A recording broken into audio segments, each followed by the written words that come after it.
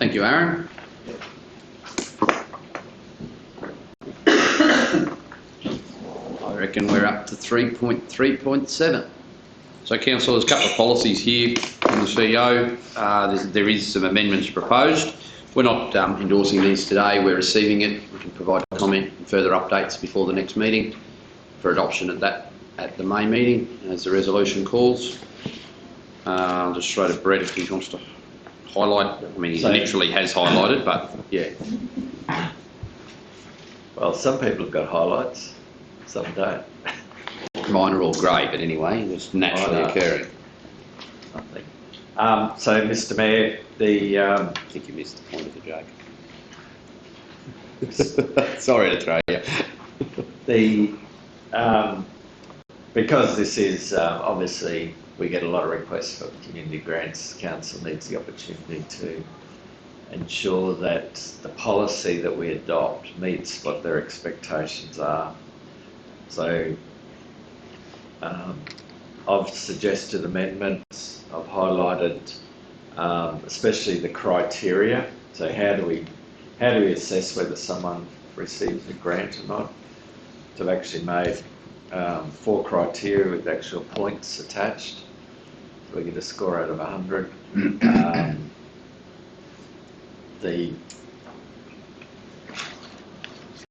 In terms of delegations, making it clear it's actually per annum, because it just had cash donations up to $500. Didn't know what time period that was for. So people could ask for multiple lots of $500 in a year. But it's your policy, and so if we can have any feedback prior to the next meeting, so it will be presented to the next meeting for adoption.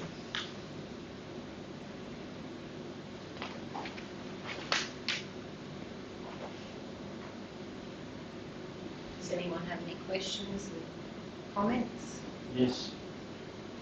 Councillor Madam Chair, can I just ask, Brett, you've got all of these criteria in here, but let's just pick one out. If you've got, say, plant hire up to $1,000 per annum, but if there's a request for more than that, that just comes back to council. That's right. It's not hard and fast. We can override this if we wish to as a council. Yep, thank you. So the policy allows staff to make the decision, but once it goes over those limits, then it's up to council to make a decision. And through you, Madam Deputy, so that could be cumulative. So you could get $900 in-kind assistance and $450 cash on the one application before it comes to council, or? I hadn't thought that far, but well, the other workaround to that is that one submission comes in for $450 in cash or $500 in cash, and then a separate one comes in for $1,000 in kind. In kind. So maybe we need a limit altogether. Is that what you're saying? Or they can be. I think you've got your limit there. You've got 500. If it's still 500 in cash and you've got 1,000 in kind, so that can be approved. If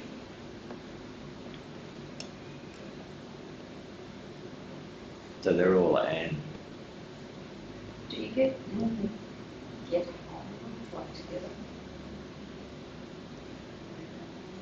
Yep. So we do get applications that ask for so much in cash and so much in kind.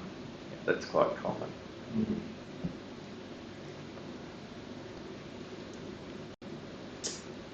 We always have that criteria in it. That's new. That's brand new. new. I like that idea, actually, even just to help us, like to assess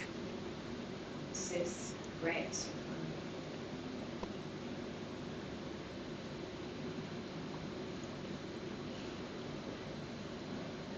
Bev? Through you, Deputy Mayor, I think it's actually rather clear and precise of exactly what can and can't be done. So I sort of like the concept of it all.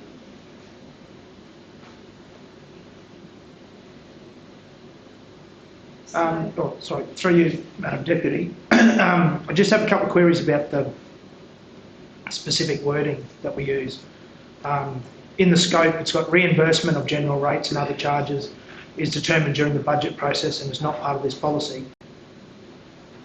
It's not technically a reimbursement because we waive it. Wouldn't that be more accurate? It's not as if people pay it and then we give the money back. Yep. So it's actually a concession. Yeah, sorry, that's probably a better word, rating concession. Yep. And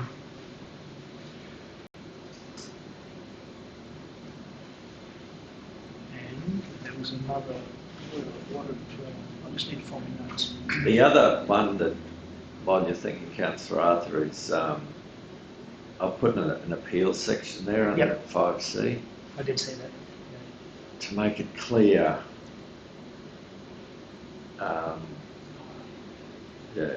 That whether people can appeal or how they can go through that process. So, because what happens is, if we say no to someone, then what do they do? If the officers say no, Yeah. do they have an Yeah. opportunity then to appeal to council to override the officer? But then if council makes a decision, that's final. There's no appeal.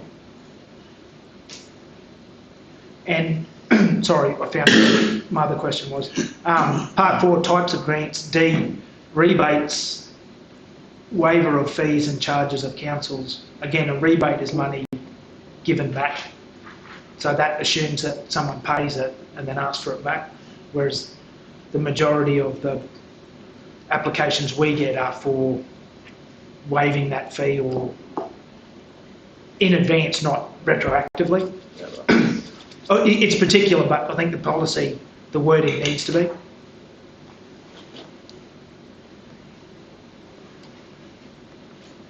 Brett, in the acknowledgement section, was that always there, or was some of that there, or is that completely new? There was only, I think it was just one sentence, Yeah. expanded that out to actually say that they need to, one, use our logo and our approved logo and not make up their own BRC logo. Do public announcements. If we give them banners, make sure they put them up and then provide some feedback to council as well. Just thinking, not really in the, it's probably couldn't go in the acknowledgement section, but does anyone agree that there could be a place in the policy for just to ask that they try to support local businesses if possible? Like, if they get funding from us, just for an example, if they get funding from us but then go and buy their bread rolls from Emwood, just, if you know what I mean, is there somewhere in this policy that we could just state that it's not mandatory, but if possible, that they support local businesses? Where would you put that? Through you, Madam Chair. If anywhere, it would probably go in the assessment criteria. It's a bit like our procurement policy. We have Yeah, a local yeah. buy content.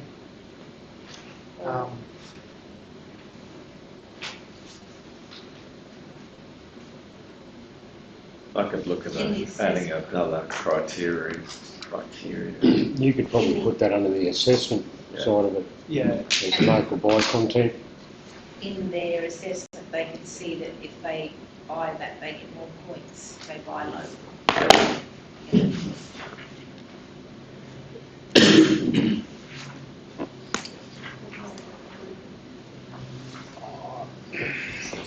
Where are we at? Same policy. Really, but if that's the case, then how are they going to prove they did violate? It'd just be a statement, so it'd be very Right. simple questions. It could be How are like you a support supporting local local rather than business? buy local, like a support local rather than buy local.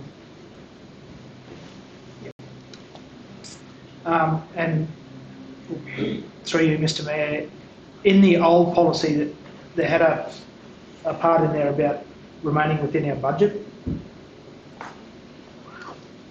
In the old policy, it was 5C, budget, the total assistance provided to the communities, organisations must be within the annual budget. That's been removed. Or did I miss something? It was in procedures, but it's... In that scope,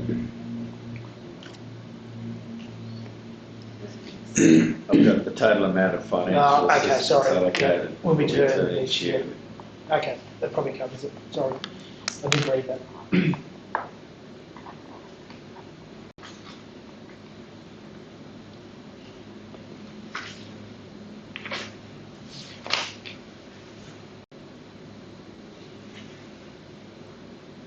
Any further comments? I'm happy to move that we receive it.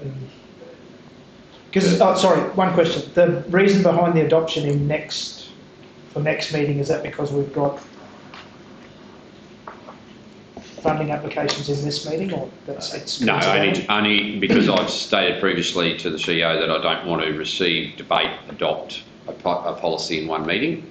The process is we receive it here today, have a general discussion about it. If it's on par, we then have another month to tweak that policy and make sure it fits with what councillors want, so we're not rushing the decision. Because our next item is to adopt, not to... Correct, it is. Yeah. No, I thought there might have been No, a procedural thing. If we adopt this grant policy now and we deal with applications received later in the meeting... I'd be happy. Sorry, I read too much into it, Mr Mayor. No, I'd be adopting this policy for it to take effect from 1 July. So that the next year's budget process is what deals with this, not anything under this year. All right, so Councillor Arthur has moved, seconded Councillor Peoples. No, Mr Mayor, I just want to ask a question, please. I just want advice. Deputy Mayor just raised that we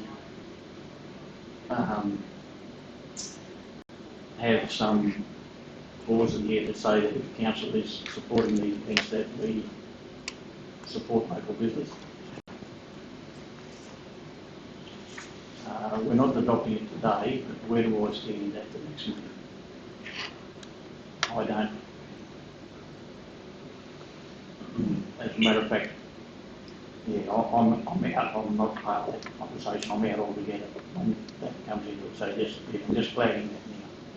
Just through you, Mr Mayor, in section 2 eligibility, it's got there, section B, that the grant must be for a project, activity or an event within Barcoolan regional area, or provide a direct benefit to the Barcoolan Regional Council community, which that would probably cover that support local content maybe?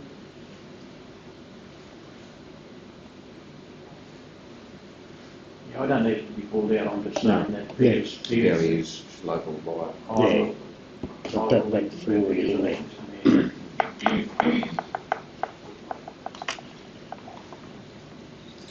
Same, mate. Mr Mayor, Everyone. just the difference between the two policies. One's more an administrative policy, in-house, the IT policy, which we need to adopt because the auditors have requested we have that. Community does affect, this community grants policy does seriously affect the community, and so we need to get it right. Yeah. Have time to think about that. No, and I agree with Mr Mayor about being effective, say, 1st of July for a new budget, new financial year. And It aligns better. yeah, Righto. Seconder? Plum? Those in favour? 7-0. Right. IT. So, Mr Mayor, as it says in the background notes, as part of our audit last year, it was identified that we had a number of deficiencies in our IT policy. The auditors are coming back towards the end of May, so we need to correct or adjust that policy to make sure we include those items in the policy. It's basically about security, passwords, any changes to addresses. So it is, thank you to our IT officer and our finance manager. They've collated policies from other our neighbouring councils, and added this to our existing policy. Question? Through you, Mr Mayor, is it not getting a little bit long-winded and prescriptive for a policy? It's gone from 3 pages to 9. And it's quite, I see a lot of it as procedural stuff to be, because it does mention about the forming of a committee. I see a lot of that more as a procedure than like overarching policy. Because if we want to change any of that, it comes back to council.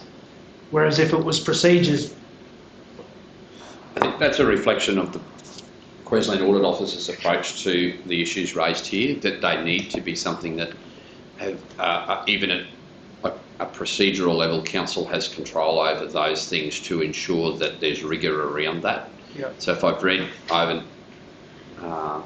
if I read correctly the statements from the QAO and from the external auditors around this in their various commentary, not only for us but generally speaking around IT, is that it's a serious, that the policy documents formulated by councils have been weak on detail, and they need to be more explicit in what's expected. So I think that they have probably recommended a crossover of the divide there without thinking about it, that yes, the policy document needs to be more detailed to spell out, and we as council need to be comfortable that our IT security is being sufficiently managed, and therefore the policy document needs to be very high on detail, as opposed to, say, perhaps the procurement policy, where the actual physical how to enact the policy can be left at a procedural level. I share your concerns, but my reading of the tea leaves is QAO want this style of policy, not more the motherhood statement, high-level thing that yeah, okay. 60-odd councils have got. I agree with Councillor Arthur that there is a lot of procedure in there, but until we adopt it, start implementing, we can then finesse it, and when we do a review of the policy, hopefully it may be a little shorter, but we need to address those issues to meet our audit requirements. Quite quickly, okay. A secondary way to do it would be to develop futuristically, in a more sophisticated way, a detailed procedural document to be submitted as an appendix or an attachment or a supporting document to a more high-level statement, and the policy in that case might be a one-pager espousing the concerns, and then but I think that probably requires a policy sophistication that we don't currently enjoy. Any concerns further? And realistically, you're right, it has to be represented to council, but it's still, we meet monthly. Yeah. So, 3 weeks' time we could amend this if we needed to. If there was a critical error, we could do it at 24 hours notice. Not error, but a critical adjustment. Can I have a mover then, please? Councillor Hanson, Councillor Plum. Any more debate? There being none, those in favour, 7-0. 339 has already been completed. Get that That leaves us at 341. Can I have somebody move that we receive the financial report? Councillor Peoples, Councillor Gleeson seconds. Starman.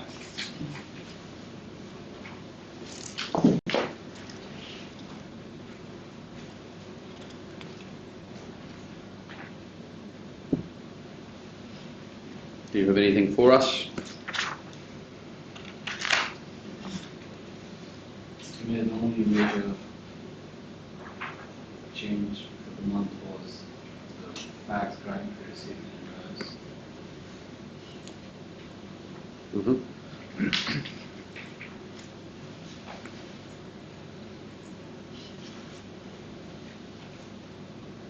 And the flood damage grants are all utilized.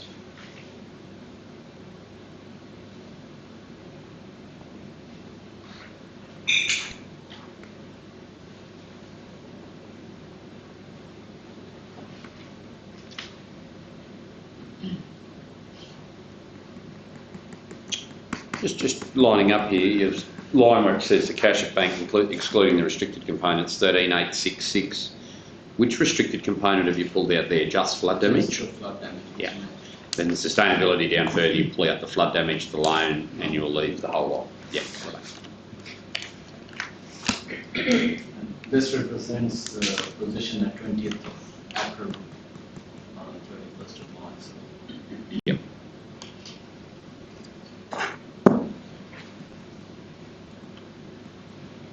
And your sustainability graph, where it says year to date, so we've averaged for the years to date, we've averaged 3 months pay. Is that what you're suggesting that is? That's an average, that year to date? Yes, we had a drop on 31st of March, but because of this March effect,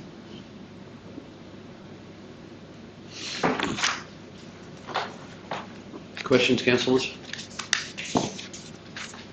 Through you, Mr Mayor, and I appreciate seeing the Director of Works isn't here. It's probably an unfair question.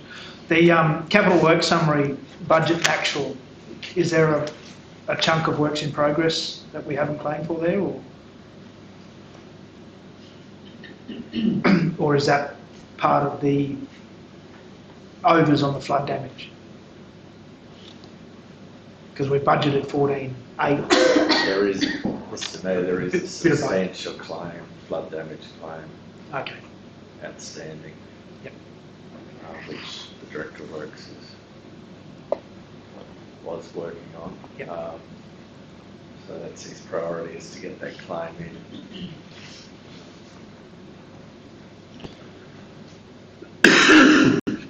So, that would eat up a large chunk of that road Yes. infrastructure?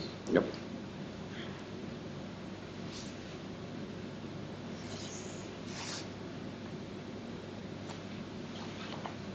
And the plant and equipment, it's actual at zero, but we've paid for our plant, or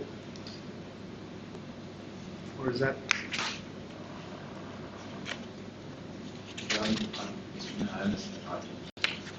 that's all.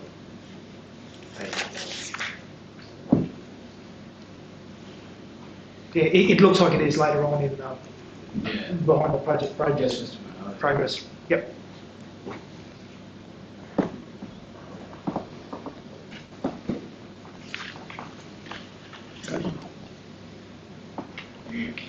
Through you, Mr Mayor, this is probably, or it is a related question. The money that we handle for all the councils through the RAPID, how do we fare with that? Do we get our money in quick enough, or are we carrying their debts or anything like that? How does that actually work for us at the moment? So that's where we're acting as the banker for rapid water and sewage? So have we issued all those accounts? We were behind over the Christmas period. Through you, Mr. Mayor, I've had a meeting with the regional coordinator from GPA, and we're trying to work through it because we are receiving money from named in councils for all the regional coordinator work, but there's some other contractor invoices which we haven't received. Distribution amounts to invoice the council, so I am working on that with GPA to get them in. Through you, Mr Mayor, do we actually get paid anything for handling that money, No. or is it just a voluntary thing? It's a voluntary thing. That was probably more to the line of the question is, do we do it for nothing? Obviously, we lose money by But I'd handling suggest, all their money. I've suggested at rapid level that it's something potentially rapid, the board, the financial entity known as Rapid could pull on doing that. That hasn't yet developed, but necessary evil. Somebody's got to do it.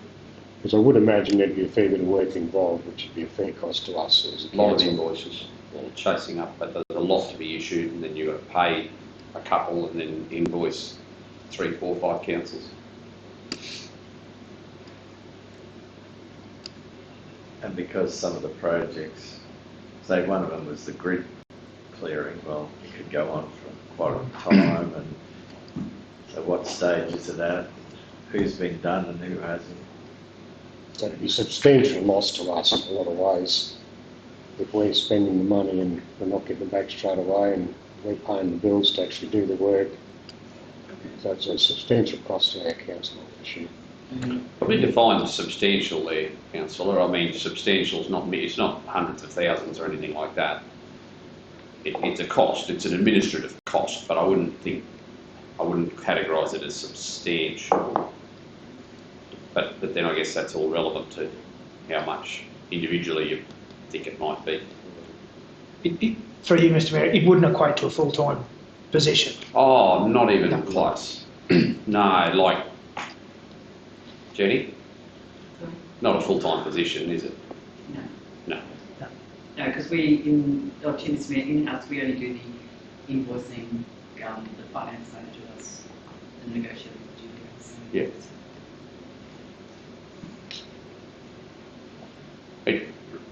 It would be a much better fit if the regional organisation did it. Probably We can charge an admin fee. probably the reason that's most, I guess, disadvantageous to us to do it is we seldom participate in those group procurement exercises ourselves. If we were one of the groups, it makes sense because we're getting a benefit. The savings in that Yeah. activity. But we seldom do that. In fact, I can't think of the last time we did do that. Like, we just do our thing when we're ready to do it, whereas these other councils sit around for a couple of years working out what they're going to do, and then they all hold hands and do it collectively, whereas we stand on our own 2 feet and do it. But administratively, it's a problem for some of those councils, the smaller councils with a less rigorous finance team. Yeah. I was going to say, yeah, Mr Mayor, we're helping the smaller councils that don't have the resources to do it. And hence what they're the ones that benefit not only from us doing the finance feature, but they benefit more from the joint procurement as well. Yeah. We have done some joint stuff. We did a joint scoping exercise. So we've done the scouring of the water mains, the reservoirs and the water mains. The scoping for the regional SCADA and telemetry, we participated in that and then eventually went alone. It's the grids. We didn't which do you that. didn't have. So we have occasionally participated in it. When we first did it, we were sort of the opinion that we could do it for a period of time and then one of the other 2 big councils pull on doing it. It's just somehow never migrated. We've been doing it for 2 years and it's still here. Which is why I've politely suggested Rapid.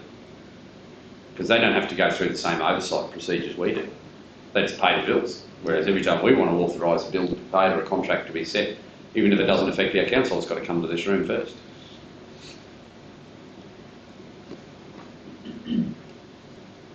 Thank you. Just curiosity more than anything. Councils would be pretty prompt in paying us, are they? Are the other councils prompt? Do you miss me? Yeah, they are Yeah. rather prompt and parents, yeah, it's just the process of getting the invoices really. Yeah. So they're done as soon as they're asked for them.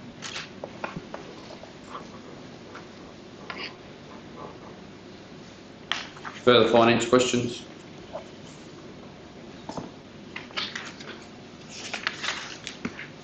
Okay, project progress report. Just need a vote. Oh, sorry. Please. Those in favour? 7-0. Can I have somebody move that we receive the project progress report? Councillor Plum, Councillor Gleeson. Oh, sorry.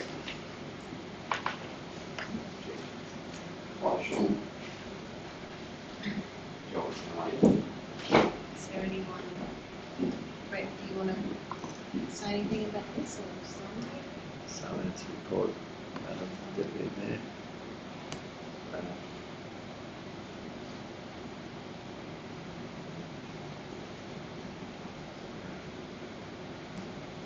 Does anyone have any questions for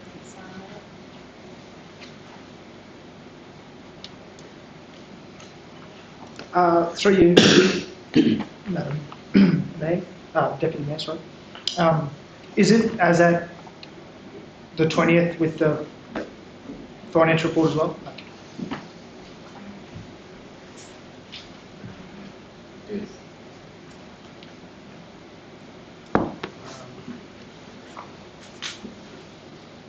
Sorry, where are we at? Just any questions? Okay, where are we at? Through you, Mr Mayor, just I'd like to gauge the acting CEO and I guess officers. We're only at about 60% and we're 3/4 of the way through the year. I know there's a couple there that have been deferred and we know we're not doing, but we haven't got much time left in the year. We've had widespread rain that's probably helped in some areas and hindered in others. Just a gauge on the level of confidence that we'll get the majority of what's left done.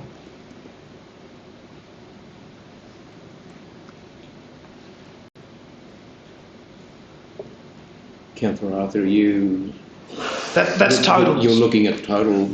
Yeah, so when you have a look at goal 1, we're about 64. Goal 2, we're only 48% total, 49. Goal 3, 62. Goal 4 is 73. Goal 5, 44. But overall, we sit at about 61% complete. That's only a dollar figure. I don't know about actual completion, but out of the 35.4 million, we've only spent 21.5. What's the size of the claims when you're answering that Chris is working on?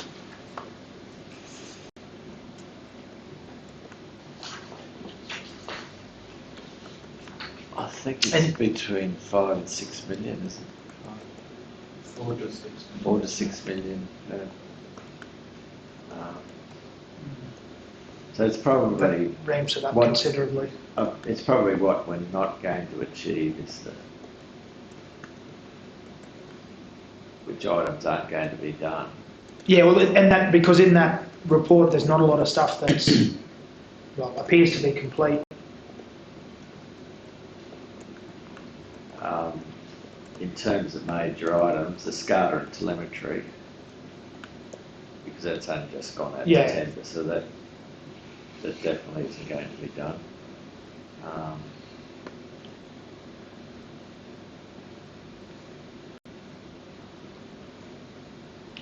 The Acacia Street board, there's 900,000 there. Well, it will be completed. So that's a major item that there will be a change in. The sewage treatment plant, that will extend over to next year. So we've got extensions of time on that.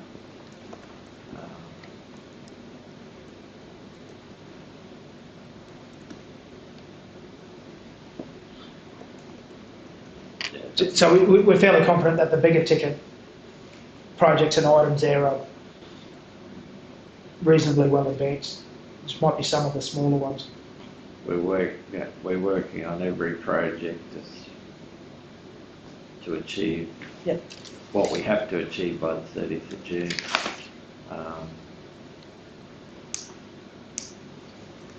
The biggest one that you're aware of that won't be completed is SCADA and telemetry. SCADA and telemetry and sewage treatment plant won't be done by the 30th of June.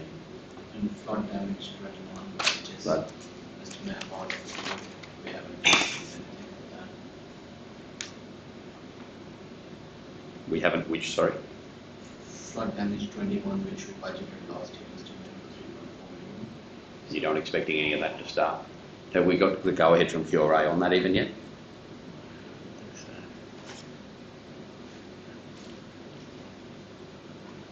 And is that primarily due to the overlay issues? That they're still processing Well, claims on top of claims? We may not, yes. So that's what Chris has got to work out. Does he just claim it in the previous year's flood damage, the 20, and don't even bother with 21? Or, because we've still got plenty of approvals there to claim it all under the one package. And through you, Mr. Mayor, if we are about to claim 4 to 6 million in flood damage, we would be going back to our previous goal. But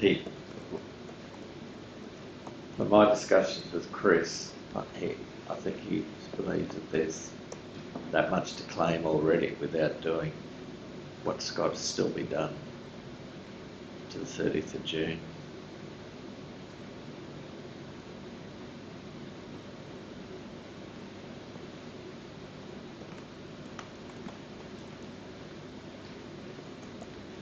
And councillors, because previously when Chris was at GBA, he was managing our flood damage, so he is across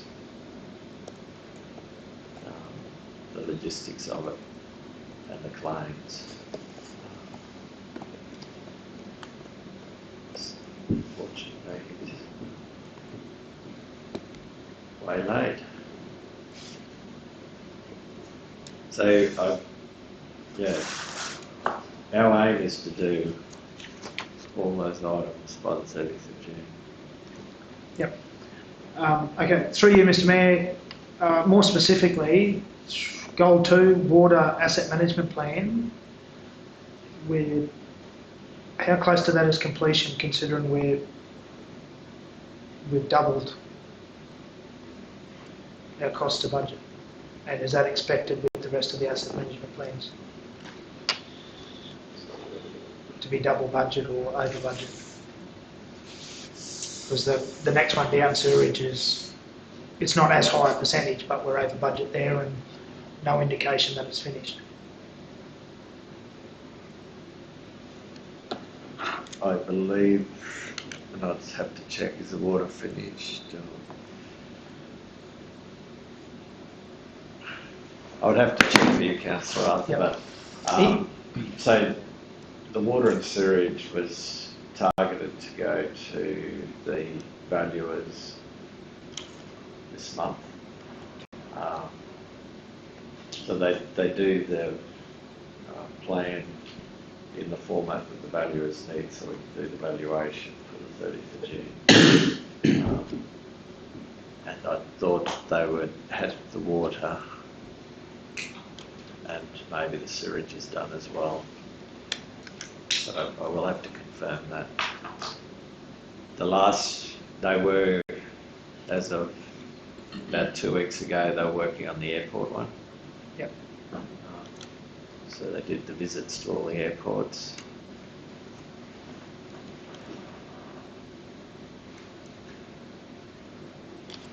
Thank you. We promised the auditors that they would be done by the 30th of June.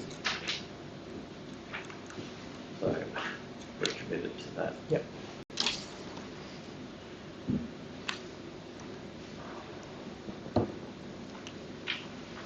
Further questions?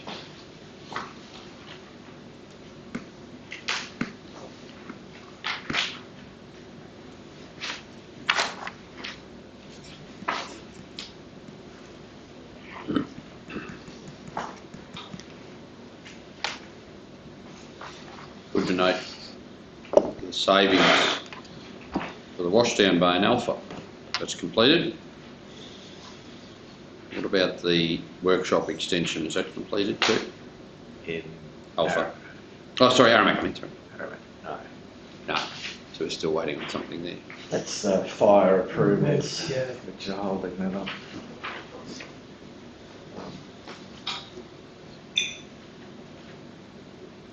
Okay.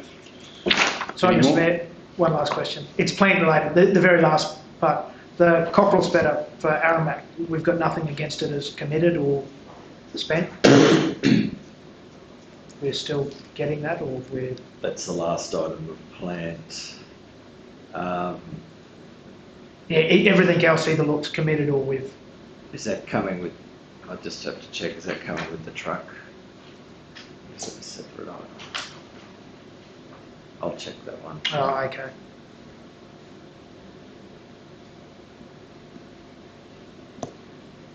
Yep, I'll provide some feedback on that. thank you.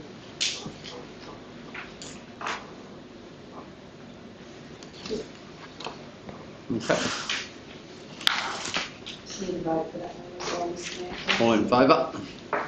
7-0.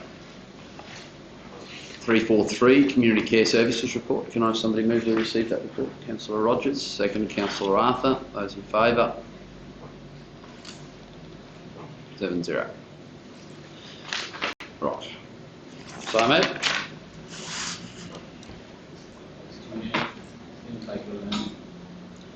End up with a small profit, excluding the overheads at the end of the year. The profit at the year to date is due to the grant programs paid in advance and still there's work to be done. We've refined more overheads and they represent actual, close to actual overhead calculations, which are aligned with the current operation.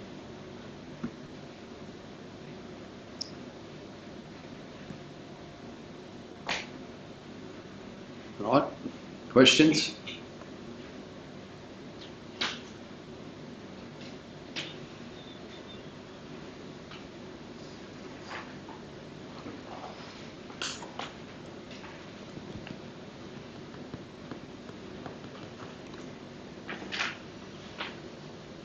No further questions? Righto. 351, the Works Report. Can I have somebody move? Thank you, Samo. Somebody move that we receive Chris's report. Councillor Peoples, second to Councillor Plum. Those in favour? 7-0.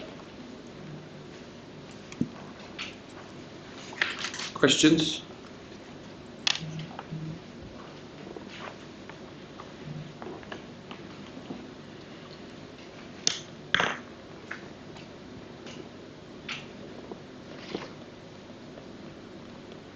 You'd all agree, councillors, there's just that little bit more detail starting to appear here. Roadworks that are due to be completed, due to be commenced, I think status of roadworks very well. and program. That's right. That's the big thing we've been chasing. So it's starting to appear. It'll obviously get a great gain in sophistication as the officer gains more experience with us. But yeah, Very well detailed report. there's enough information there that if you're confronted by residents, you'll be able to say, well, look, I can't tell you when yours is going to be done, but I know what we're doing and we're flat out and we've got this road and that road. And Just through you, Mr Mayor, Yes. one question with that culverts on the Alpha Road. Is there like an expected finish date on those culverts? Because we're paying those contractors weekly or daily or whatever. Is there like a expected finish date on that? Sort of, when to hurry up. Mr Mayor, I've got a TCO? All I would suggest, the answer back there is that the work is evolving as it's planned. So we are undertaking the works as they're handed to us. They're coming in packages from TMR providers with a package. Every package we get, we undertake the next. It's just being rolled out. Design is the slowest part of that, not construction. Yep. No worries, thank you. That answers my question enough. Yeah. Too much. Sorry. Appreciate, no, going too much further. Appreciate Yeah, it. no. It's just a scheduling, a design issue, not a. We would have been able to undertake more if we had it all. We didn't have it. We just did what we had. Yep. Which helps us meet the timeframes. If we waited till it was all available, we wouldn't have been able to meet the delivery timeframes for the works. And Councillor Hanson, they're not on the road. I've been up and down that road quite often lately, and they're not on the road at all times. Not very often you see them on the road. It was a question more that we pay by the day or the week. Is there a finish date, or is it just, yeah? No, as we get into works, we do it. Councillor Peoples, did you have a question there? No, Plum? Rogers? All good. 361, can I have somebody move Damien's report be received? Councillor Plum moves, seconded Councillor Rogers. All those in favour? 7-0.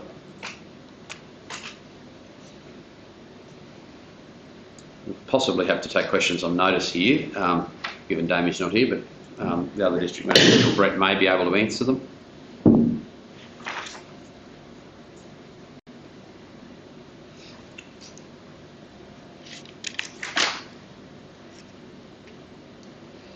Through you, Mr Mayor, it's not so much relating to this, but it probably is in a way. With the Alpha Men Shed, I know we're going through a process with the Muddabara Med Shed, and I've been asked, are all the med sheds under the same process, or is it just one? What process is that? The leasing type process that we're going through with Muddabara. No. It was a question I was asked, and it is going to be a question that will come to us, I think, eventually. The answer is no, we're not currently doing that with any other men's shed.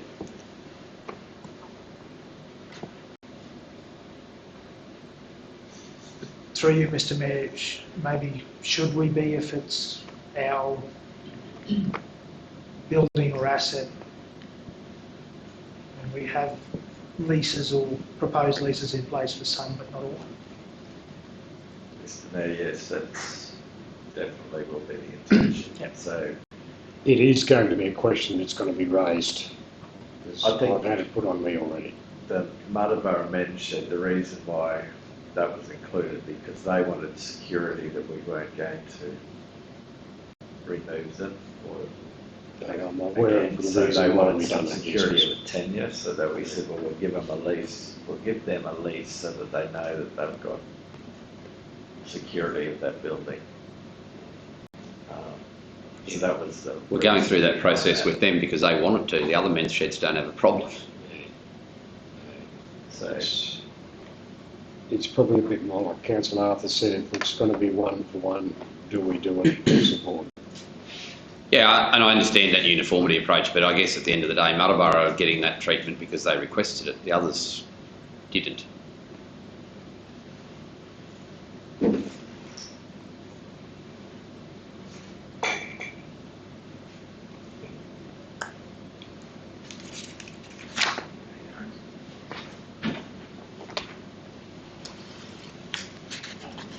Any further questions for Damien's report?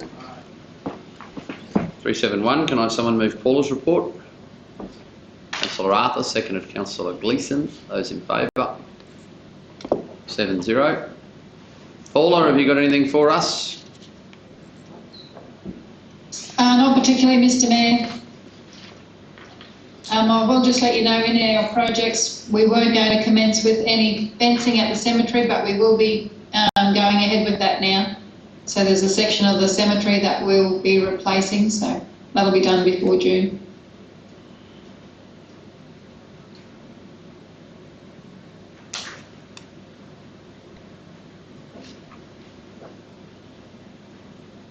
Questions for Paula?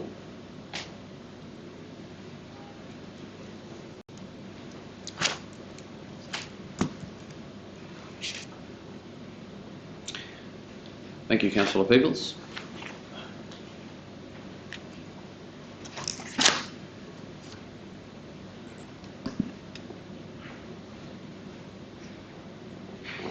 All right, Paula. Agenda item 372.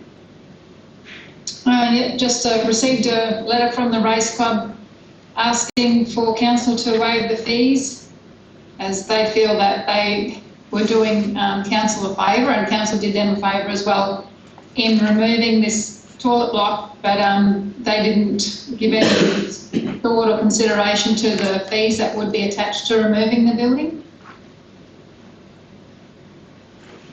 Okay. Councillors?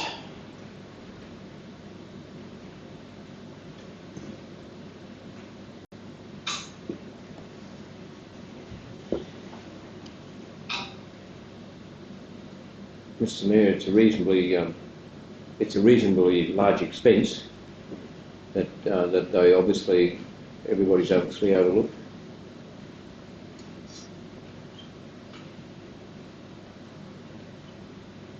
What communication did we have with the club about these fees prior to the activity occurring? None.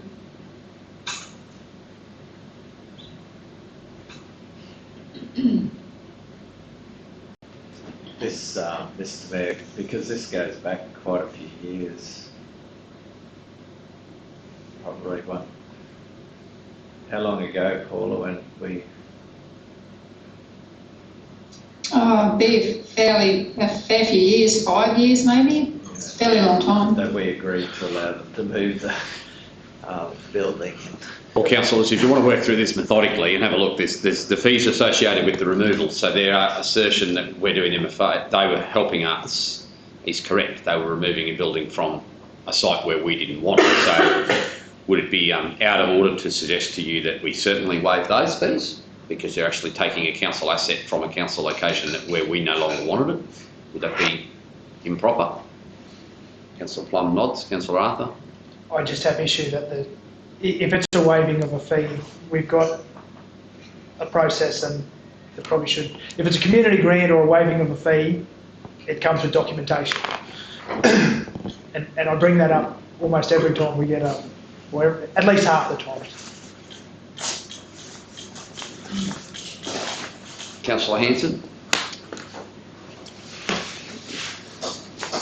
Yeah, I'm sort of not being familiar with the process right from the word go. It does make it a little bit hard to make an informed decision on everything.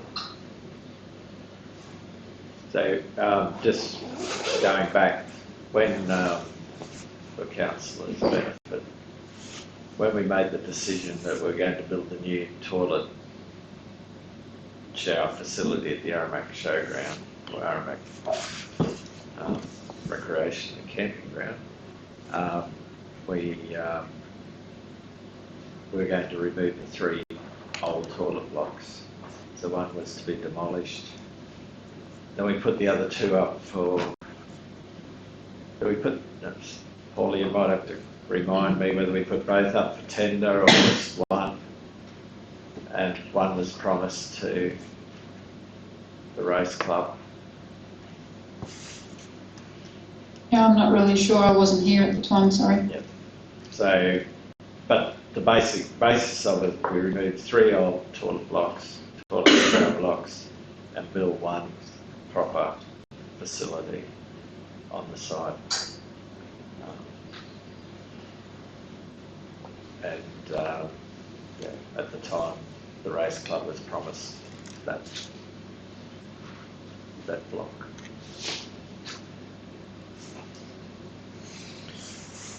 Would we have a copy of where we released the tenders or the expressions of interest, and just chasing whether we included on that expressions of interest that all successful tenderers will be required to pay the associated relocation fees and charges? I wouldn't think it would have been. I haven't seen it on any other documentation before. I could probably guarantee it wouldn't have been on there. Yeah, I was in the same situation, Paula. I've never seen it either. that doesn't exempt people from the need to do their due diligence, I understand that, but Councillor Gleeson. Mr Mayor, they're a little organisation. They have one race meeting a year. We spend many thousands of dollars in one location at one racecourse. This is a wavering of fees that they obviously didn't look into. I'm almost in favour of. I'm not 100% sure yet, but I'm almost in favour of agreeing to waiver the fees. Councillor Rogers. Through you, Mr Mayor, you asking for our, you asking for Mr Mayor? What do you want to do? Oh, I'm happy to waive the fees, Mr Mayor. All of them? Yes. Councillor Plum?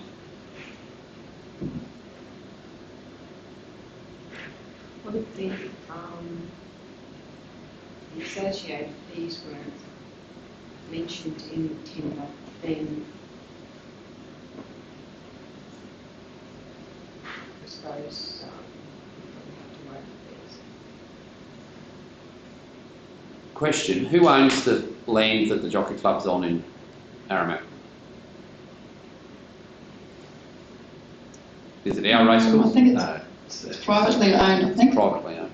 it's the race. So our precedent in fees most recently established is that we waived a percentage of the fees for the football club, or all of them? If I remember correctly, two things happened. One, they put it on the correct form, and secondly, It's on our land. we owned.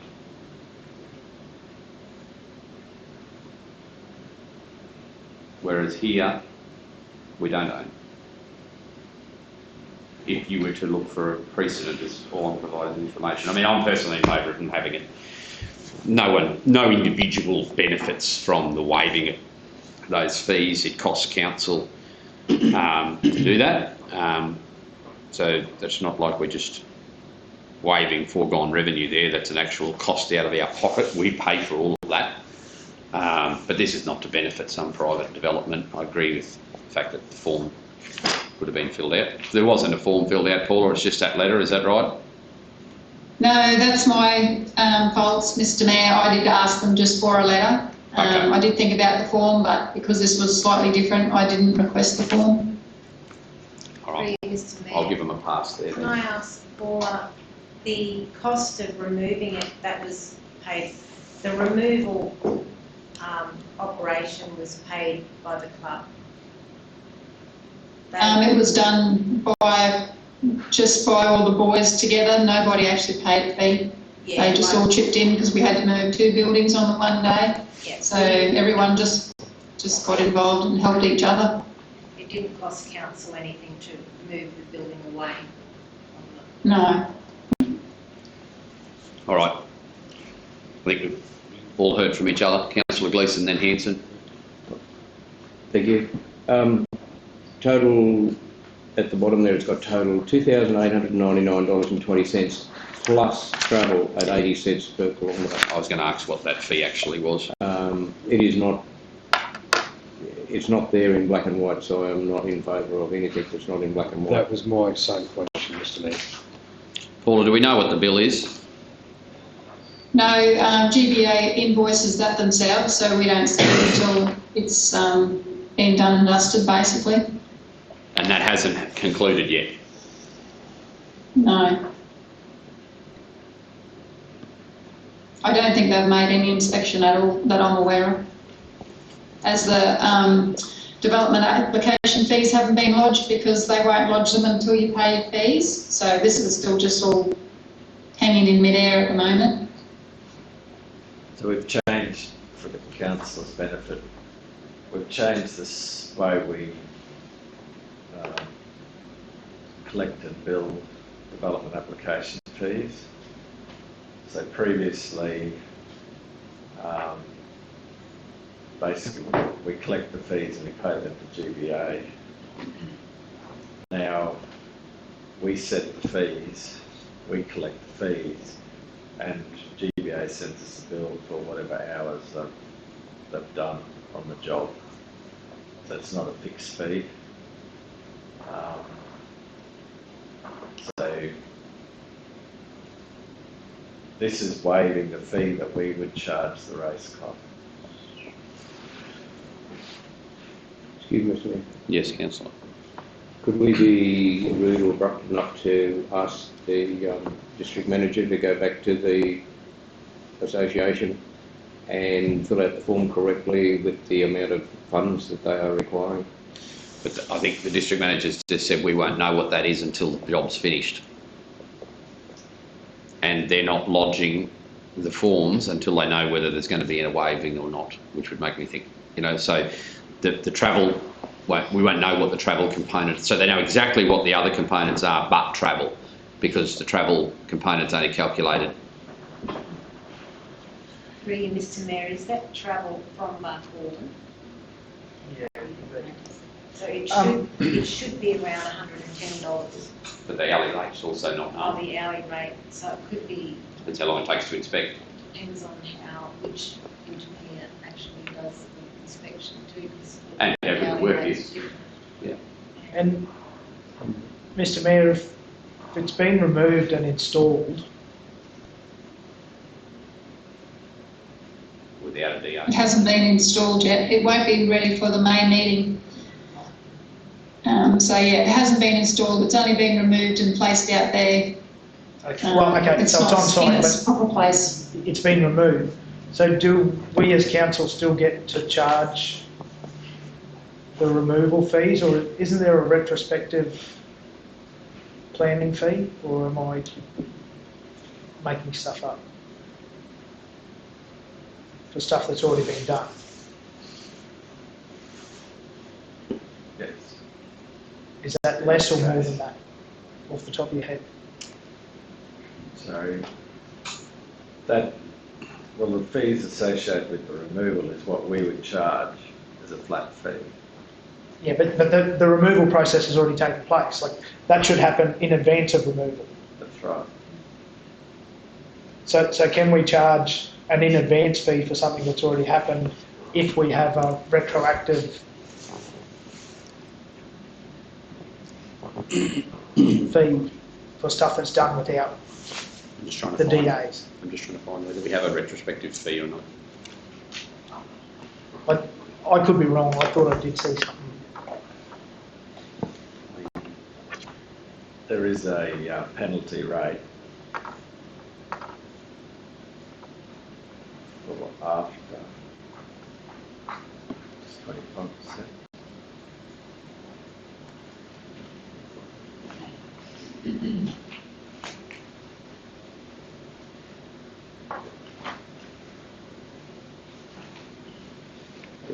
The building has not been relocated yet. It's been removed from the show Yeah, grounds, not relocated. or just not installed. So they don't need an approval for what they've done to date in terms of installing, because they haven't installed it. It's just sitting there. But in terms of removal, is what Councillor Arthur's looking at. They did need to do this. And that may not have been made clear at the time either, but Well, I think the thing that needs to be probably investigated there is, I mean, who was really removing it? Like, we're removing our own asset there. We gifted it to somebody, and it's, probably the flood's entitled to think that, especially if we helped coordinate the removal of it, yeah, is that fee even? applicable. That's why I broke it up for you when we started the discussion, because we gifted the building to get rid of it. So whose obligation really is the removal fees? Now, I know when you see buildings sold for removal, the site clean-up is the responsibility of the successful tenderer. But in terms of the fees here, they're doing us a favour getting rid of it. I'm against it on principle, but I will not lose one iota of sleep if everyone else votes for it. I'm in favour for Councillor waiving the Arthur, that's cost. a really untrending position, but anyway, I'll take your point.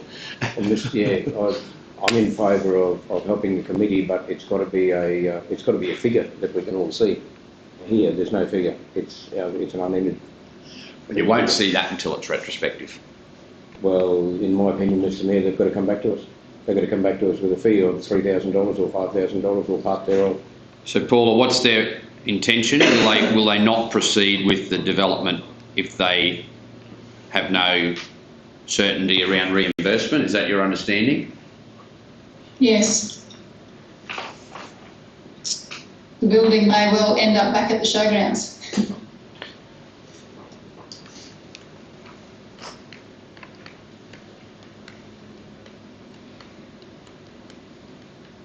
I can't in our register of fees find what we're alluding to, Councillor. I'm not saying it's not there, but No, I I can't think find there it. was something in communications about retrospective planning fee or...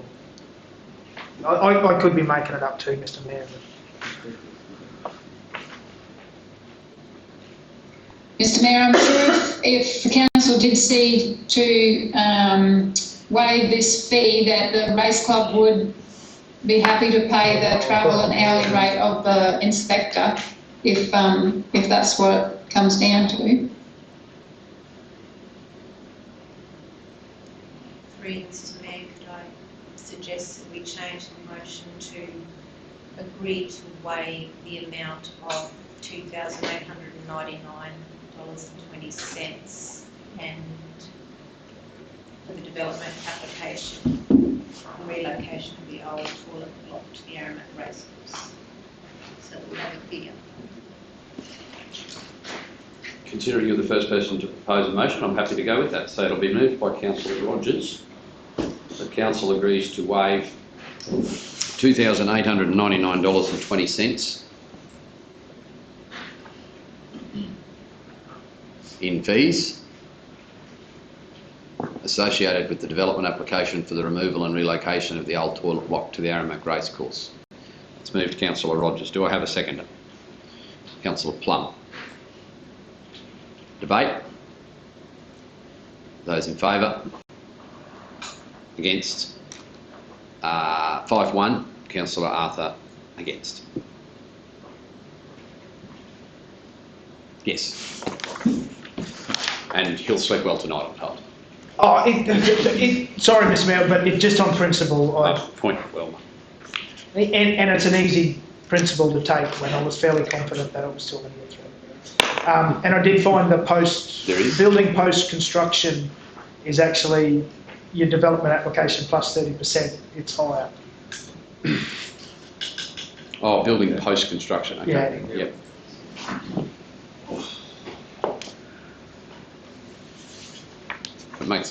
That'd make it a very dear fee.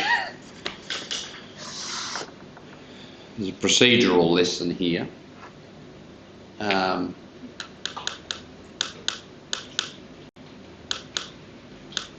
When we're releasing something, we need to make a decision internally around who's paying the fees to get rid of something off our land for a start. And full costs of things, whether they're ours or... Communicate that more broadly. Because I'm sure if that had been purchased by a rural property, it would have been taken to that rural property, connected to a septic the next day, we wouldn't have seen one DA fee, it just would have happened. Here we've got a community group who's probably doing the right thing. So there's a lesson. Internally we need to communicate an expectation around fee and fee recovery to a heightened degree. 373. Paula, Tramway Museum Heritage Register. So the Department of Environment and Science has come back to us again after we declined their first offer to realign the boundary at the Aramat Tramway Museum. So they've tried to simplify what they actually want or mean by realigning the boundary or extending the boundary, and they're assuring me that it's just a cosmetic change. It's not. It doesn't really mean a great deal, but I believe Brett's checked with the planners. Our only concern, I guess, is if that wool loading ramp is in Drury Street and we want to ever seal Drury Street, we may have an issue. But what the planners have said, it didn't really look like we would have an issue. Is that right, Brad? Yes. So they're extending the heritage area out into what is Drury Street. There's still space to go around that within the road reserve to go around the heritage site.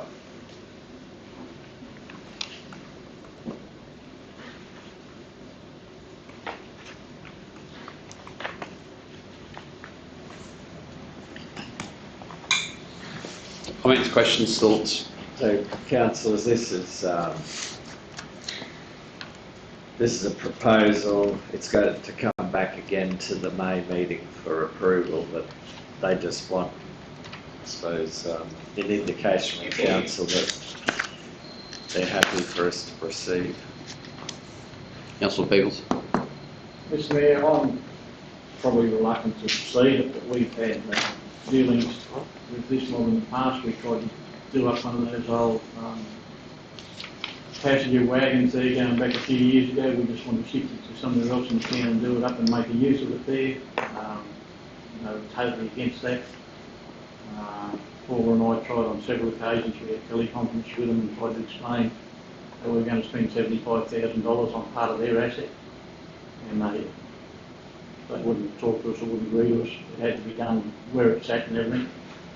So they haven't been real easy to work with when we wanted to do something, and I don't know, we're just taking a bit more of the footprint of our area. I just don't see a reason why we need to do it. We've already said once that we're not interested, and we're not probably thinking along the same line. And the concern you've got is the bit jutting out into Drury Street, is that what you're referring to? Yeah, well, as Paul just said, it comes out there, and that we have complications later on if we want to do something there. I've got some doubts probably that we do something there later on, but you don't know. But is there an actual structure on that bit that's jutting out? Is that where the platform is? Yeah, it's raised gravel and cement structure. Which is part of the heritage site, so that's what they're saying. and Yeah. down across the road too. That juts onto the road. They want to include that into the heritage site. So we're saying the platform's not heritage, doesn't have heritage value. What's the end game here, Brett, Paula? Like, is this a fluff around the edges thing, or? Well, it's not being driven by us, as far as I'm aware. I don't know who's driving it. Someone's obviously. I'm still trying to find it. I think they just conducted an audit of the site, and that's what they found, that it wasn't in their boundary. That's the old wall loading platform, Paul. That's all it is, isn't it? Yeah. According to this Yeah. issue. Is actually Drury Street.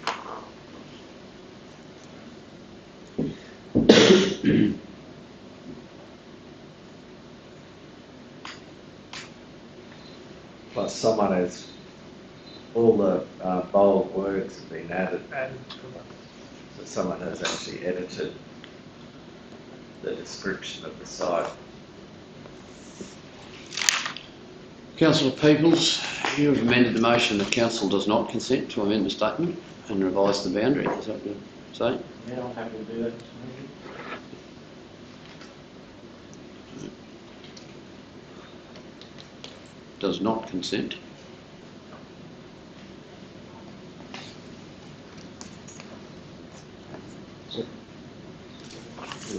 To amend and revise. Comes down this way.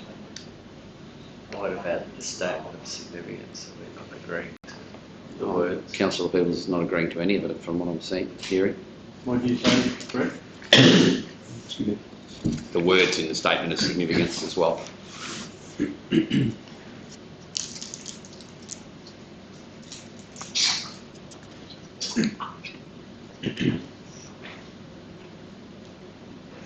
Are you objecting to the words as well as the So main what, street? So that's what's on page All the words. 135 of your agenda. I would suggest you probably don't agree with it, Councillor Peebles, because you've got concern with the wool loading platform. And it's specifically referenced in paragraph 2 of the criteria. look, I'm happy, I don't ever want to change the wool loading platform. I just leave it there. I just don't want to, I don't think it's. I don't think it's in. So Keep going, if- Councillor. Sorry, I'm listening. you can change the words, but not change the boundary. So does that makes the wool loading platform significant? Is that what you're saying, Rick? Explain what it means.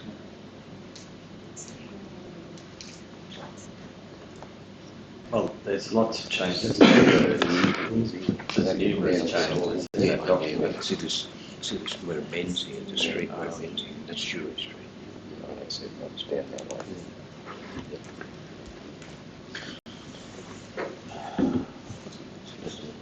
Oh, I'm always hesitant. So, they would be linked because once you approve the Statement. platform, Then you've got to amend the boundary. That's right.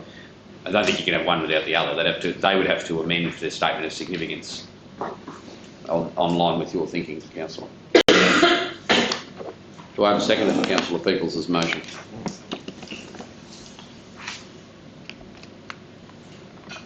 I'll second it for debate. Please.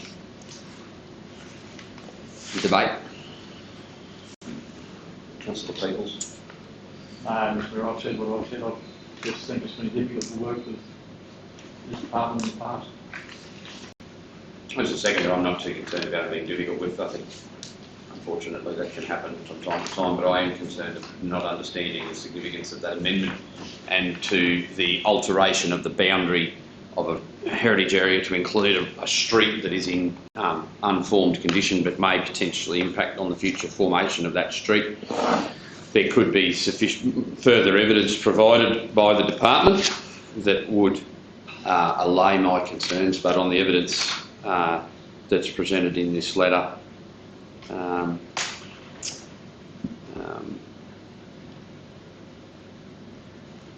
and the supporting documentation, I mean, it says in paragraph 3 of the letter, major changes to the statement of heritage significance and heritage boundaries, which this resolution refers to, can only be made with the written agreement of the place owners and the Heritage Council.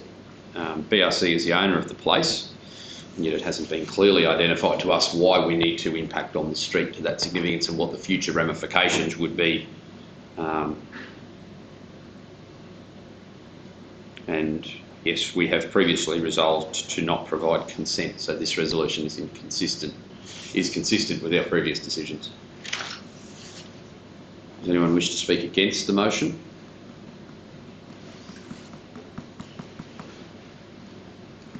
Those in favour of the motion?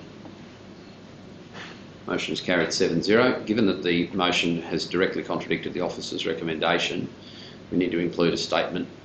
Councillor Peoples, I would suggest that the statement be simple as to include that due to insufficient information provided with the request and in maintaining consistency with Council's previous decisions. Happy with that?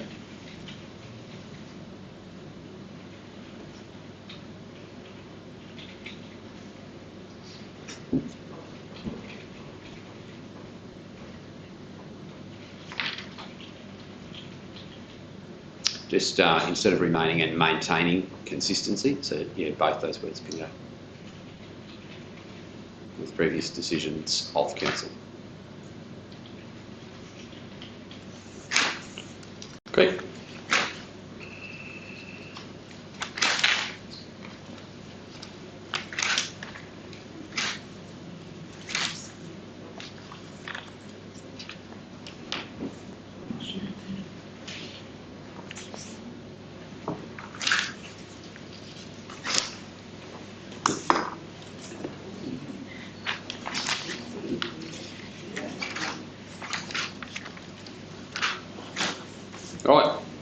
374.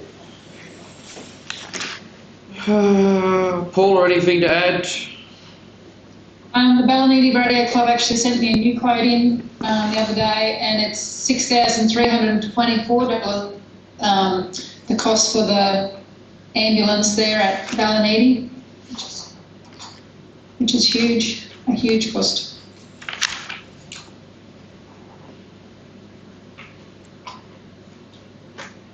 So councillors, it is at your discretion to say yes, to say no, or to say yes to a figure. We now know the total cost. Sorry, Paul, that figure again was $6,000. $6,324.53. 53 cents. So we know what the total cost is. Yeah, so as I said, the three options here: yes, no, partial. For you, Mr. Mayor, did we cover the Ballanidi Radio with something previously? In other years, we have donated money to them for Last year. prize money. I spoke to a number of community groups when we were doing public consultation this year and suggested that they given conversations that you have all had around supporting community groups, that instead of asking for sponsorship of events, to identify the cost elements to their events and style their assistance around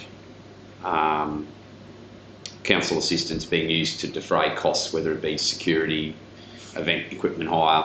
So I can't recall whether I spoke to anybody from Ballanidi about this, but it was a broadly used statement from me, trying to steer people towards, as being councils want over the last year or so, towards identifying extraordinary costs, because we're not necessarily in favour of just putting up prize money for an event. And I think that you'll find that's probably the genesis for why we've been asked. We haven't yet, Paula, donated anything to the Ballanidi Radio Club for the 22-23 financial year, have we? No. We would have sponsored the event in September 21. Yeah, I think we sponsored them $1,500, I believe, for the bull ride. That's right. That's right. Yeah, but this will be a new. They're obviously getting in well in advance, but I think that's to be commended. Not. I think we're seeing community groups facing real big cost pressures. I don't know that we can afford the whole 6,300. I think that takes a pretty big hit to a community grants bucket that we haven't even started spending yet. But I think we can definitely do something. Obviously, the officer's recommendation is $1,000. Sorry, Councillor Gleeson. Mr. Mayor, $1,500 has been the sort of figure that's been going around there for a number of years. I'd be more than happy to increase that to at least $1,500. Councillor Peebles. Yeah, no, it's a pretty big burden. I think the ambulance and the security are going to become problems for several of our different organisations, Mr. Mayor. So, yeah, no, I'm probably in favour of that. Of what level? Yeah, what Tom's suggestion is. That'd be Councillor Gleeson. That'd be Councillor Gleeson, yes, Mr. Mayor. Him also, Mr. Mayor. This is a dual decision here. Councillor Plum. Well, anyway. Previous years with competitions and having to supply QAs at the competitions, they have a competitors fee parallel to their elimination to help recruit for the ambulance side of things. So I'm quite happy, yeah, I'm quite happy to give them something, but I just feel that, it's another way that they can get some of their money back. 1,500.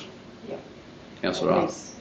I'm happy with 1,500, Mr. Mayor, but yeah, community groups, unfortunately, well, for them and us, things like insurance, security, nothing's getting cheaper. And unfortunately, I think at some stage it's going to mean we're going to have less go on out here. So either, as Councillor Plum alluded to, it's either user pays, or between us and the community groups, we need to find some other sources of funding to keep stuff like that going. Yeah, don't know where it ends up. Yeah. Really. Yeah, Councillor Hanson. Yeah, I'm in favour of that, Mr Mayor. I think it's a real shame.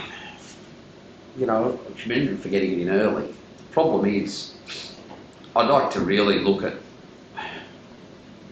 Look, I genuinely think I could probably justify arguing for an increase on 1,500, but it's really difficult at this stage of the process to commit to any more, given that we've just seen today a review of the, you know, community grants policy, and we're going to ask for things like bank statements and so on. Potentially, if you adopt that in a month's time, it'd be ideal world. We have every single community group that's going to want help for the year give us it all at the same time, and we could go through and like this group could be one that genuinely needs $3,000, $4,000, $5,000.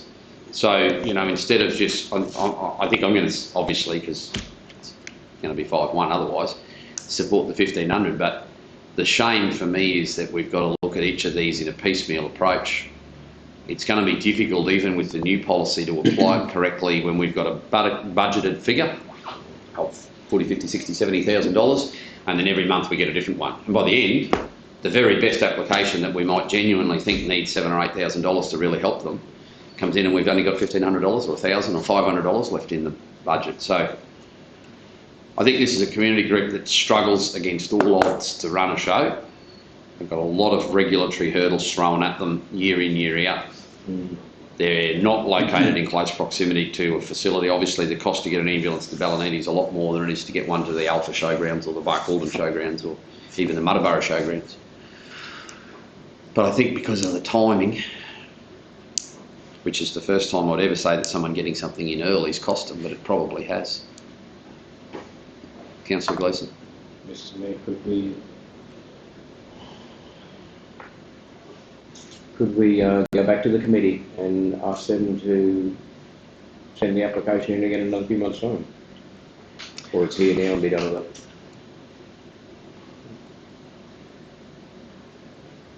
Councillor, I don't know the answer to your question. No, I Sorry. don't know that, yeah, it's right. It's here to make a decision today, but we could always supplement that. Councillor, I'm happy to second the motion. seconded Councillor Peoples. Councillor Plum, you had your hand up. I just feel that unfortunately the location of this is out of the way. Like, we're just so lucky here to have the hospital right across the road from our sporting ground, but these people are a fair way out of town, and it's a necessity. It's an absolute necessity that QA is there.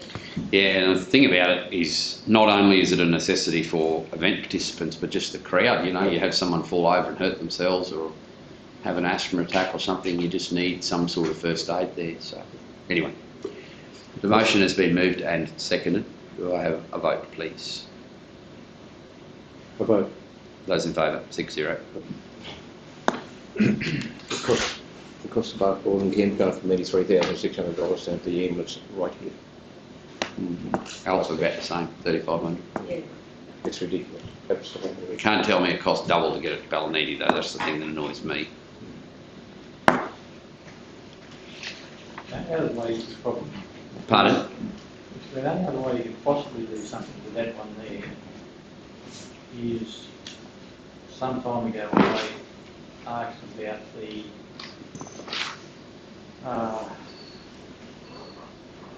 QAS and the committees that work for all of this, not being allowed to spend any of their funds on anything other than equipment for QAS. And you were going to probably see a minister or something about I have. how you go. I'll ask the department to look into that. There's probably no problem, Councillor Gleeson, with community groups resubmitting. There's no part of our policy, even the proposed policy, that stops them resubmitting. So if they have a look at the new community grants policy, they could resubmit. What we've given them today is a certainty that they're definitely going to get $1,500 from us.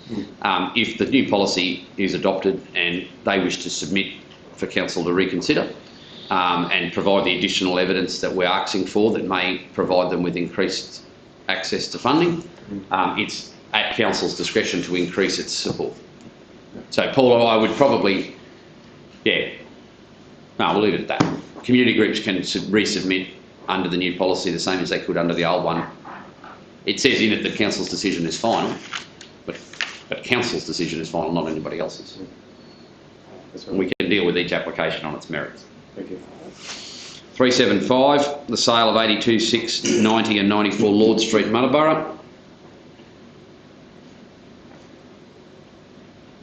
Yep, so it's just all there. I received an email from a lady with just the 4 lots of land in Lord Street, Muttaburra. It's been advertised a number of occasions before and nobody's ever submitted any interest. So this one just come out of the blue. We're complying with all of our legislative requirements for the disposal of assets, land in particular. Advertise, the offer is more. Being advertised and the offer is more. Do I have a mover? Plum, second and Hanson. Councillor Hanson, debate. Mr Mayor, might sound a little bit harsh, but do we want a caveat on there about development, or is it just, just a question, are we happy just to sell it, hope that there's development and we get ratepayers? Well, we get a ratepayer anyway. Yeah, no, that's what I mean, like, that's the first benefit. I guess I'll allow you to ask that question through the chair to the mover of the motion. Through you, Mr Mayor, to Councillor Plum. Are you comfortable with the resolution as it is, or do you want to stipulate development? Well, I was just looking at who sent in the email, and it's a house shoot right from in it, so obviously they might want to put houses on it. So. I'm not against selling the land at all. I just, does council, and we may not, want to Paul, put houses on. land availability in Muttaburra, excluding these 4 blocks, what else have we got? We've got a few vacant blocks, probably about 4 at least, in better location than these ones. These are right out the back with no services. Over the road from the recreation. So it's not like we've would completely remove available land in Muttaburra by the sale of these 4 blocks. No, we've still got a few that are on the list for sale that are ready to be sold straight away if anyone does have any interest in them. No, there's a few there still. Yes, and I'd hate to scare someone off from buying land in any of our towns, but it was just a question. So you're happy with the answers? Yes. Debate? Councillor Peoples. No debate, Mr Mayor, I thought you were going to debate, sorry. Just moving things along, Mr Mayor. You've done very well today, councillors. Those in favour? Motion carried, 7-0. 381. Can somebody move Jenny's report, please? Paula, thank you. Substantial number of reports there today on a cross-section of issues, so I appreciate your work there. Jenny's report, sorry. Moved Councillor Peoples, seconded Councillor Plum. Those in favour? 7-0. Jenny. The only things I hope you've all noticed are replica trees up along Oak Street. We've had lots of good comments. They're very good. We will hope to add to them over time. The Globe Tourist Lookout hasn't still been opened yet, where the discussions were held with the contractor regarding a gate at the bottom of the stairs, because that you've got full access to the Globe gallery when the gates every day, so it's unlocked. Just waiting for a quote to come back. The local business has the plans from the contractor. I'm just waiting for them to come back with a quote, so I'll follow up with them. Village Green Lighting, I have followed up with the contractor again. We'll get onto him again to see where he's at with that one. Tropic of Capricorn, due to unforeseen circumstances, we are planning to have a meeting with the contractor on that one just to discuss some options that they've put forward and get an understanding of what they're proposing. Barclay Cemetery, at this stage, had another look. There's really nothing that we probably will be needing to do in this financial year out there. Apart from that, we have lost a few staff recently from our parks and gardens, so we're in the process of recruiting there. Attended the swimming club presentation, which was a nice evening, and about my summer. All right. Questions for Jenny?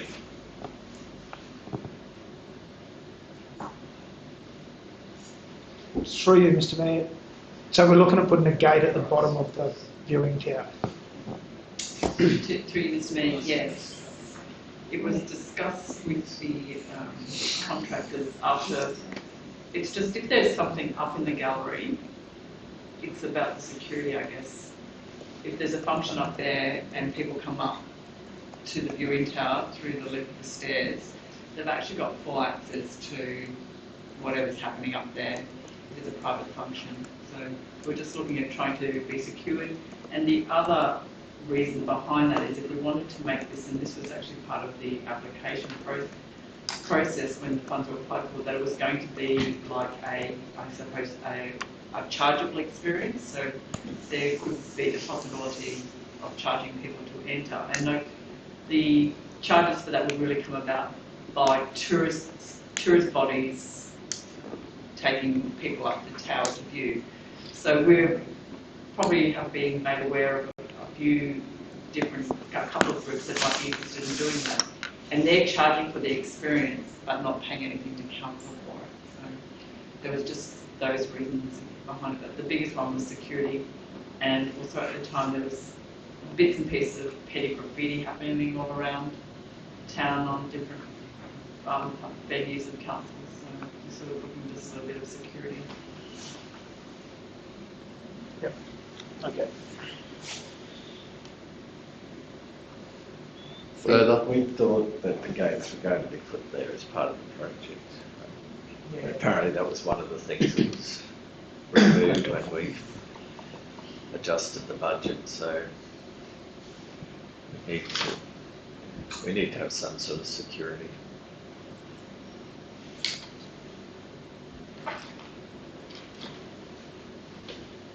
Through you, Mr Mayor, have the, I know that there has been some jobs advertised, but the Parks and Gardens persons that you mentioned, have the jobs been advertised yet?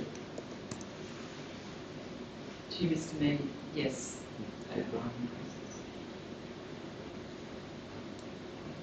Closed yesterday.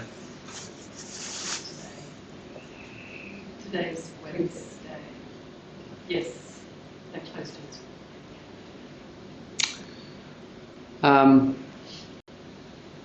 Jenny, the showgrounds.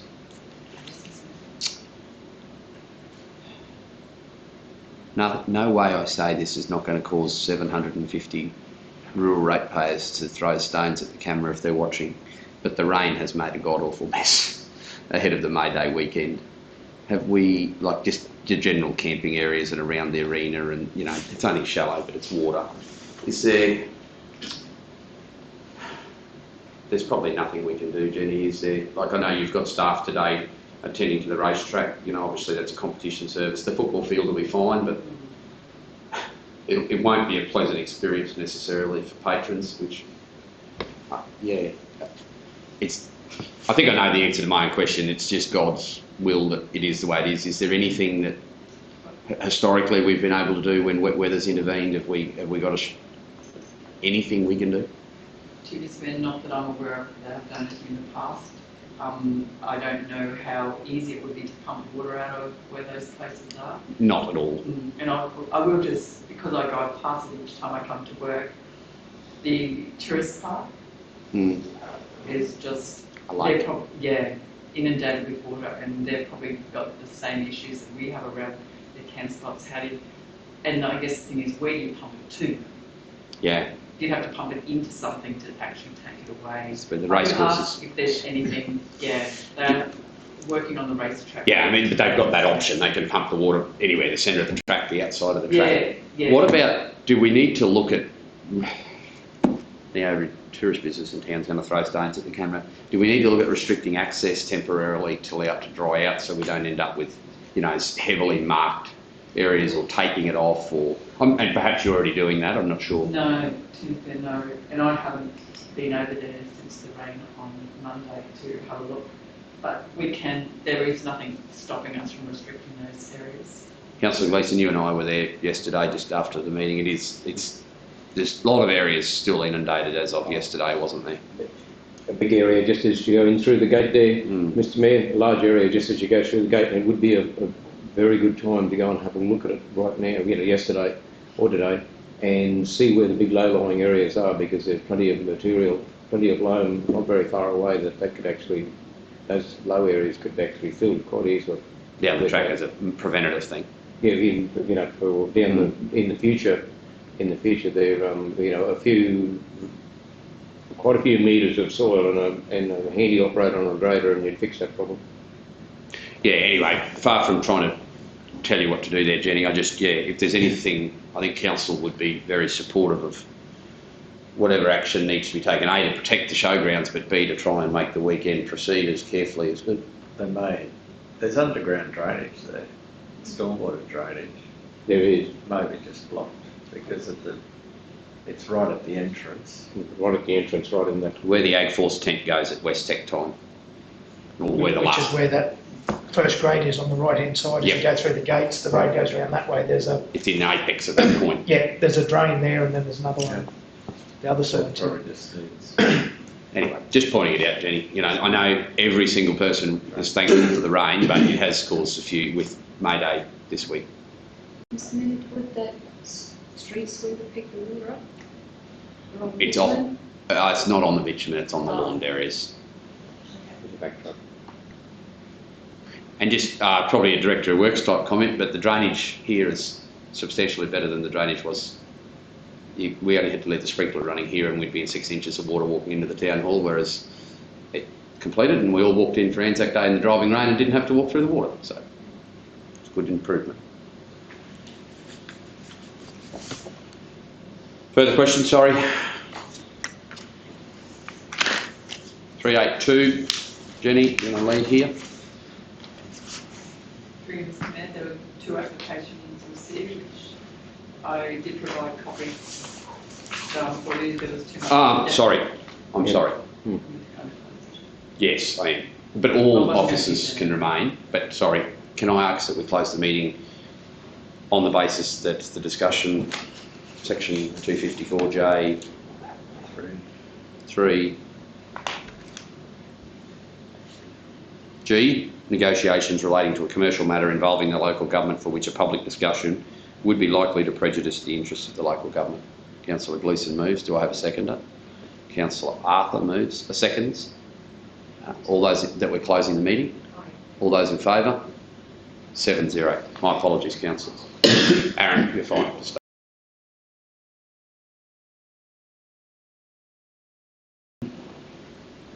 Those in favour? Carried 6-0. Excellent. It's there. It's here, so I just thought it must have come. Right, it'll be there now. All right. We're in open session. Lunch we will break for. You're going to move it. Sorry. Right. Councillors are all present. Do I have a mover? Councillor Hanson moves. Councillor Plum seconds. Those in favour? 7-0. Lunch is ready, but I'm aware that Angela has just joined us. Specifically for this, I'm going to roll through this.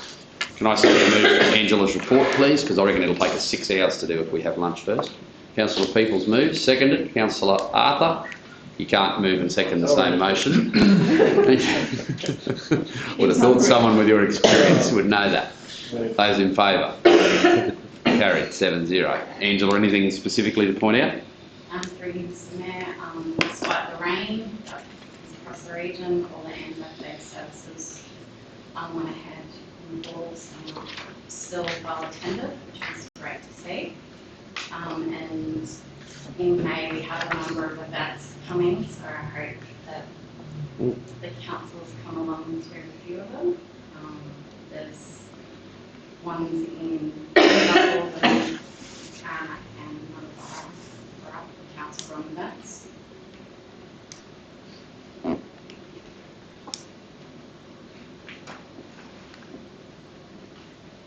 Right, questions for Angela? Mr. Mayor, I'll just highlight the Queen's Jubilee tree planting program. So we did have that question came up about a couple of meetings ago about trees near the aged care. Yep. And David Little Proud sent out expressions of interest for projects, tree planting projects. So we applied to put an avenue of trees along Bohemia Street, and he has nominated us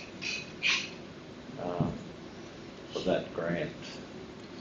We still have work to, it hasn't been approved, but we've been nominated to the next stage for that project.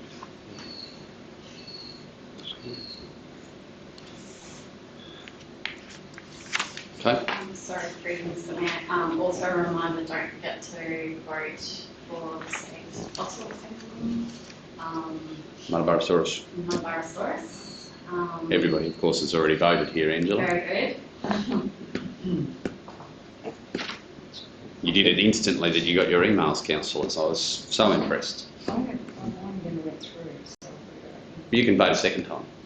But never, I You don't know. know, sorry, this one. Still saying, vote early, vote often. However, councillor Plum. Just vote in your first name and then your last name, so do it twice. Then when I get into it, it really accept my vote on this side, so I've got to. Have to work with Angela and Aaron to make sure that vote counts. And make sure Bill votes, and make sure everybody else votes. What about Sarah? She's already voted. Oh, has she? Mm-hmm. Oh, I see.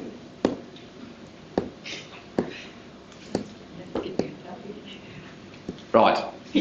Channel 7 tourism advertising. Councillors or Councillor Peebles? It does not, Mr. Mayor. Okay.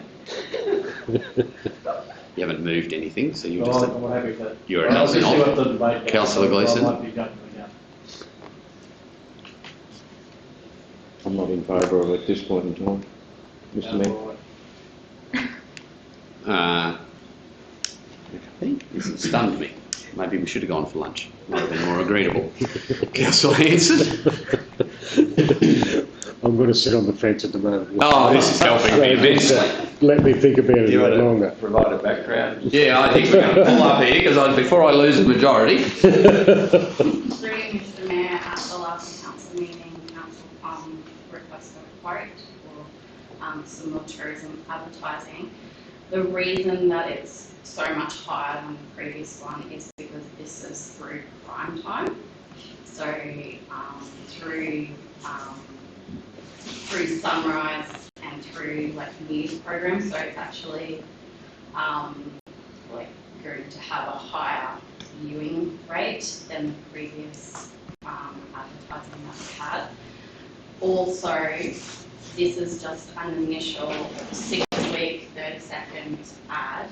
If we want to pull the budget back, we can. It just means that they reduce the number of scheduled advertisements. So it doesn't have to be under $10,000. You can tell me a figure and they can work to that. It just reduces down the number of advertisements we have during prime time. Does that answer your question from last meeting, Councillor Plum? I thought it would. Just through you, Mr. Mayor, you said prime time. What time period does that give a slot as, what are they class as prime time? So the morning slots from 6 to 9 a.m. and then during the night time, so I think 7 till 9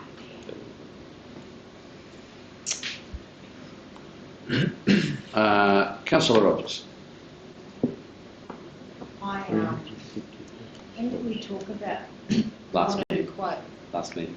Was I out? Three meetings, and then I think Councillor Rogers was out of the room during this discussion. I'll let the other councillors speak first then, if you like. Councillor Arthur. 6 weeks, 7 days a week, that's 42 days. That's 8 times a day that that'll go. Are we better off over a longer period with less time, and did we feel that the 2020 campaign gained us some visits or? Through you, Mr. Mayor. Councillor Arthur, we definitely got a huge response from the last campaign in October, September 2020. The calls that were coming through to our information centre were considerably increased, and people spoke about seeing the alley. Do we know? Oh, it's probably hard to gauge whether that translates to actual visitor nights, or we probably don't have the technology, for want of a better term, or information to track that. No, at least that's a positive. Councillor Hanson, what side of the fence are you now? I'm probably more on the side of the fence of going for it at this stage. All right. Councillor Plum? Yeah, I'm definitely for it. I just think that maybe we could just cut our adverts back per day. I just think we need to get ourselves out there. I agree.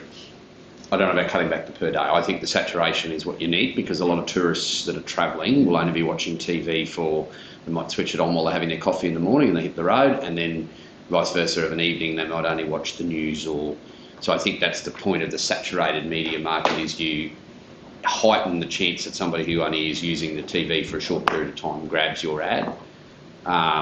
Or if they miss something the first time, they're reminded of it the second time. So I think the saturated approach is the right one if you're going to do it at all, because otherwise you run the risk of it being aired at 8:45 in the morning, and we all know most tourists are well and truly mobile by that time.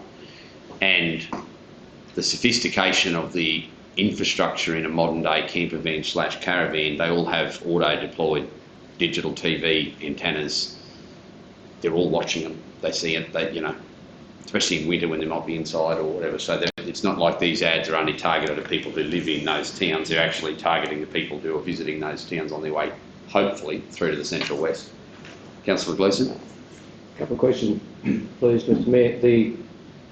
Who's doing the short shots around the ridges? Is it a local contractor or is it somebody else?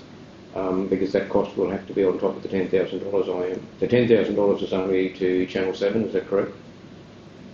So all the little short videos that are going to Channel 7 are not going to come out here and do 5-minute, 30-second shots everywhere to make it up, are they? Through you, Mr. Mayor, Councillor Gleeson, we have, from the 2020 campaign, we have adverts already created, and for the updated experiences, we were just going to shoot those through a local supplier, hopefully. So we're using the base of the old ads with an update, not recreating the whole thing. Yeah, right. Councillor Peebles? Mr. Mayor, I think last year we've seen probably the most tourists we've seen through our area for a long time.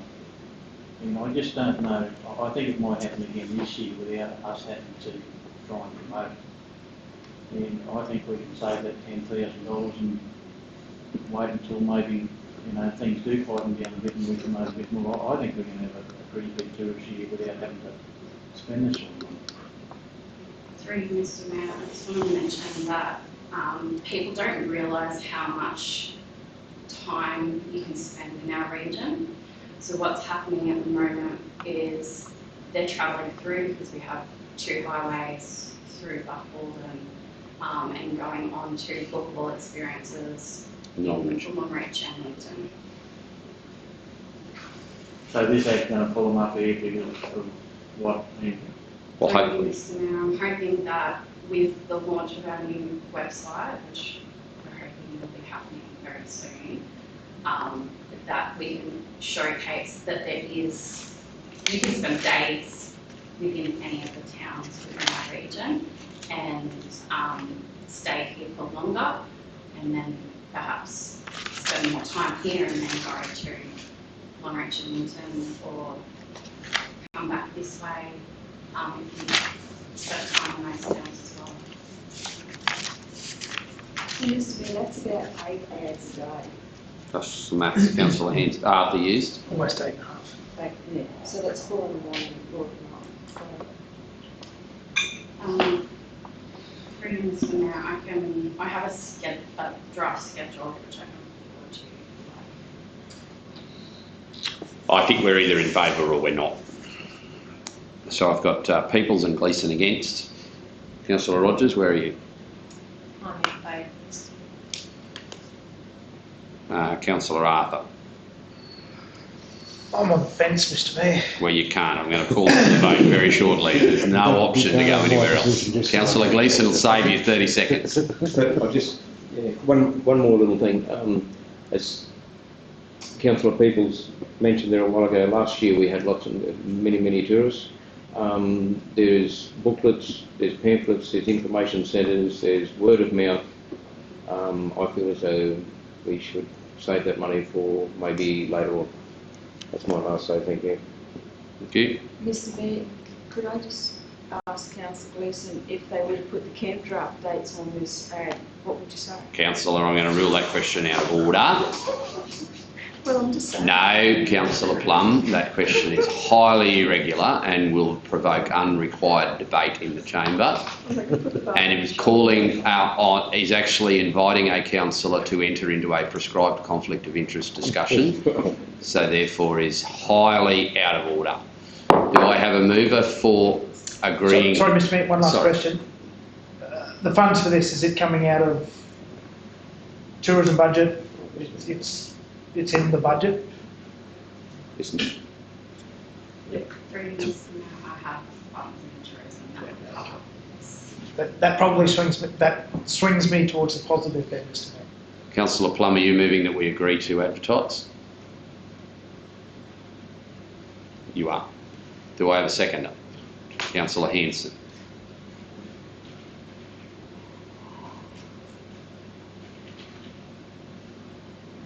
Those in favour? Against? Motion is carried 5 to Councillors Gleeson and Peoples dissenting.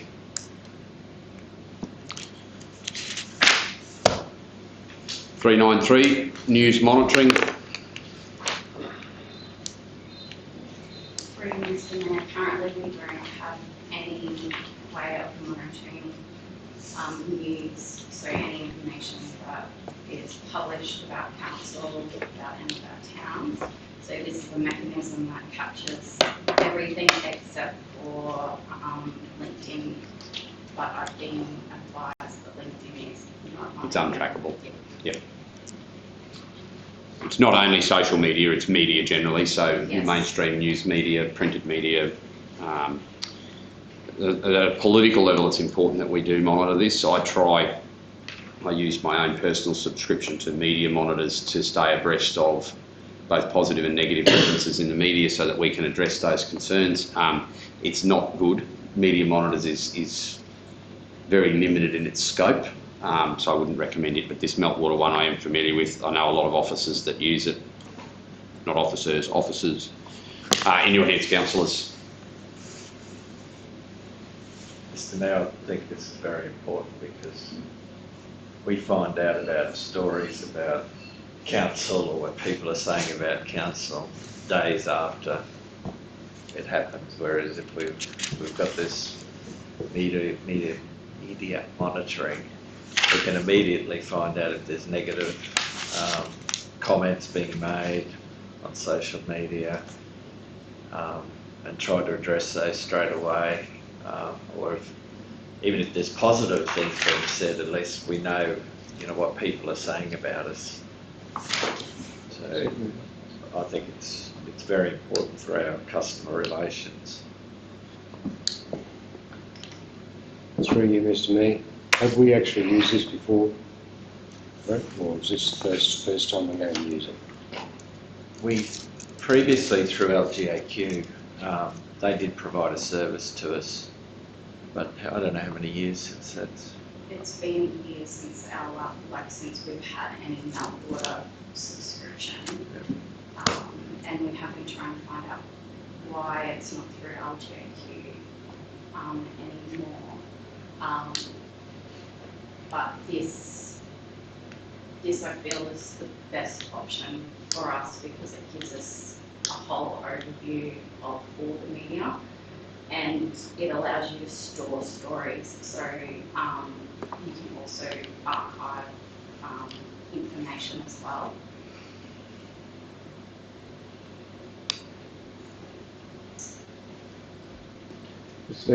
I'm not familiar at all with this, but is somebody going to be sitting in an office here somewhere, looking at positive and negative comments that are coming back about us in general? No, this is an external company that provides to us in a report any mention of Barcaldine or Barcaldine Council or Barcaldine Industry or Aramac or townships or roads. It just comes to you. So instead of our officers spending hours trolling that themselves, we're outsourcing that and we just get a report. Here it is, 15 mentions today, and you quickly summarise, have a look at it. At the moment there's a number of social media accounts that represent all of our 5 communities, and they're quite often the only way officers, councillors, myself can find out about issues, problems, because individuals don't use any other means. But there's also the reference that if a particular lobby group or an activist group on a national or a state level takes issue with a project or a issue within the BRC, the only way we might find out about it is through someone, unless you sit down and read every page of every newspaper and every online platform and this saves us having to have somebody looking for that information. It's the reverse of we pay. They don't even pay someone to sit in a room. It's all an algorithm. It's all done electronically. Thank you. Through you, Mr. Mayor, we can also log on to the dashboard so you can get real-time information as well. So if they're matching one of our search categories, that it will come up so that it is in real time as well. Look, I'll speak to this personally as the Mayor. Having access to this allows me as your spokesperson alongside the CEO, that in my media appearances, having full comprehension of the media portrayal of us allows me to better address concerns. Like, as I say, I'm personally paying for the best information I can get now for council on this. This doesn't save me doing that. I'll still do that anyway, but this is a more comprehensive look from a public relations point of view as well as an internal management. Okay. Thank you. Mr. Mayor, it's going to be an ongoing thing, so it's... I guess we could commit to it every year, but that's the per annum charge. I'd suggest it probably would be in order to review it every 12 months and ensure we're seeing value for money. Recommit to the decision annually. Do I have a mover? Councillor Rogers, seconded Councillor Plum. Debate. Those in favour? Against? Sorry, Councillor. In favour? 7-1.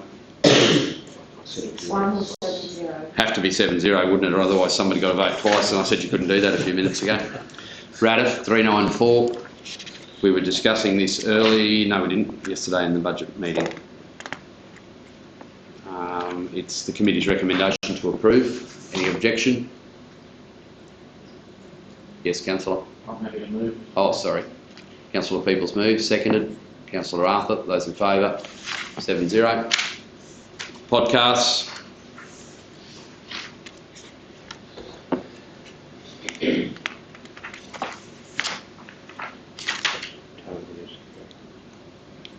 you ever watch podcasts? Did you just ask what is a podcast? No.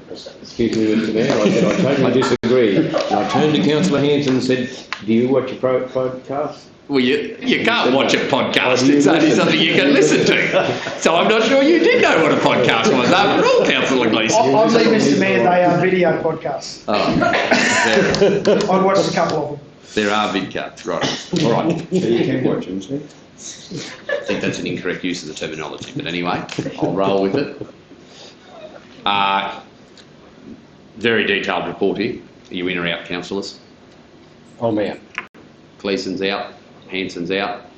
Through you, Mr Mayor, is it the intention that we identify the topics, or is that on, what's her name, Story Towns? Through you, Mr Mayor, we have input into Yep. what is covered, but it's a professional producer Yep. that comes and talks to different people and Yep. would suggest like that's a good person to talk Yep. to. So we give them a list and they'll go, Yeah. okay. And you can have local voices on the podcast as well. Okay, We've funds in the budget to cover it. Through you, Mr Mayor, yes. you're in I'm there. for it, Mr Mayor. I Yep. had a look at a couple of their videos and they're a little bit quirky, but they're kind of cool. Councillor? I can't detect. Councillor? I'm in favour of this.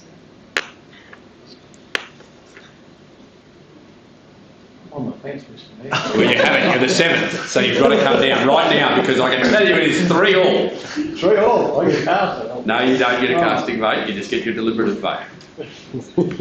We might have to start clearing some fences, Mr Mayor. They build them part-time, but I think I'm more in favour of this one than I am with the advertising, because this is sort of promoting some of our old historians and people that we've, plus their events. plus our events, you know. Through you, Mr Mayor, events is additional, Oh, please. So Say that again. that is an additional, oh, if okay, we want to do the events. right. The 13,500 is just for the town. Okay, right, so the first lot of dot points after that, that becomes optionals. Yeah, and we're not discussing optionals, we're just discussing the dot points at 13.5, so it is who you suggested, councillor, sorry. Are you in favour?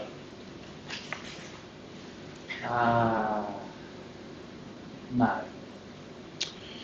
Moved, councillor, who?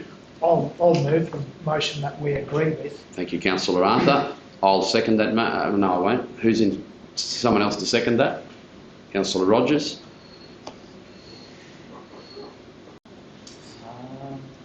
We agreed. 5-town podcast at a cost of 13,500. Those in favour? Against? Vote is lost. The Mayor calls for division. Councillors Peoples, Gleeson, Hanson and Plum dissenting.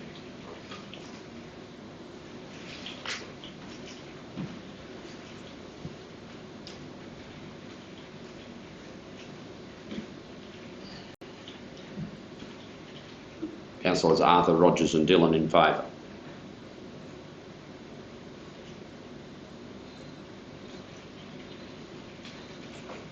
Three, 9, 6. I'm Yes, happy to councillor. move the officer's recommendation there, Mr Mayor. Moved Councillor Peoples. Second Councillor Gleeson. Those in favour, 7-0.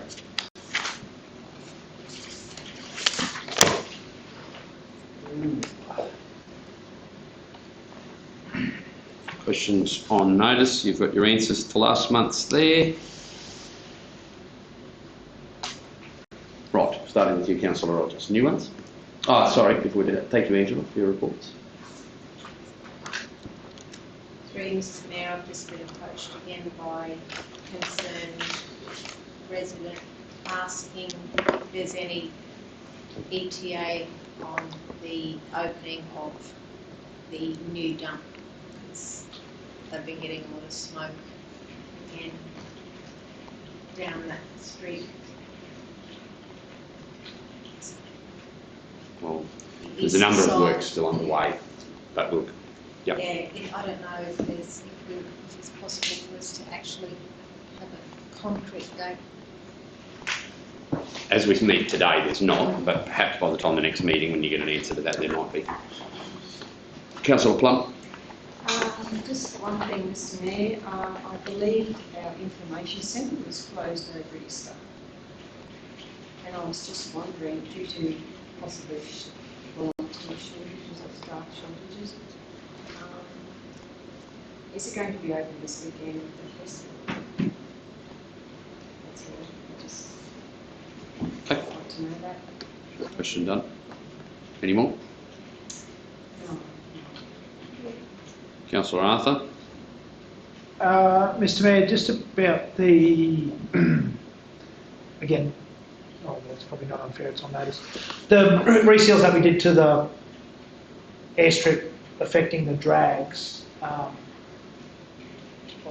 I hope there's something in train for next year so that that can be rectified, or with a bit of communication with the, or engagement with the community group to see if,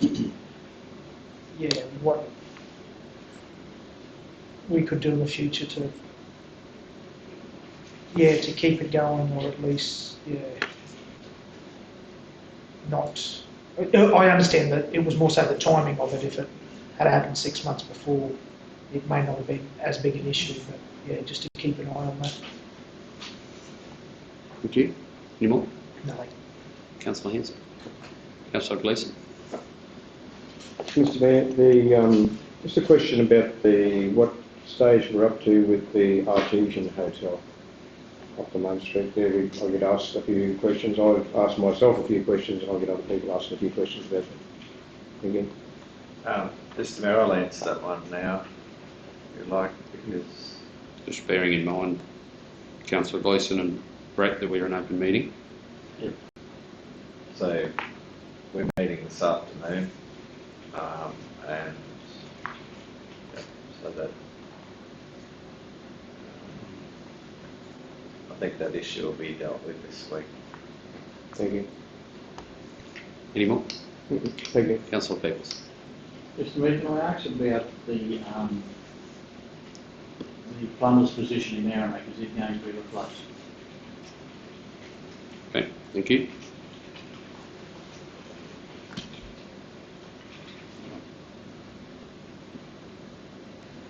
Any more? Yeah, I've got a Central West Racing Association board meeting coming up, where I think Racing Queensland wants to send some delegates out too. And I was wondering if I could ask permission of council to use the board meeting.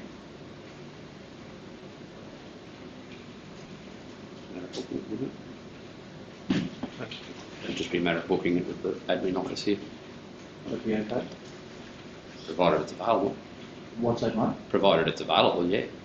This boardroom? Yeah. Yeah, no, that's all right. I'll get in touch with Brett and see if there's a date available. And if I need a tele hookup, can Use the facilities. we use Yeah. these two, please?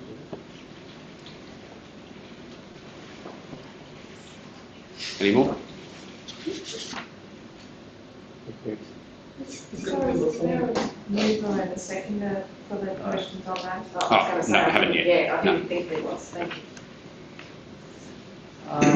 Any more? Yeah, all right. What the contract cleaning position as we call, what was the outcome of it?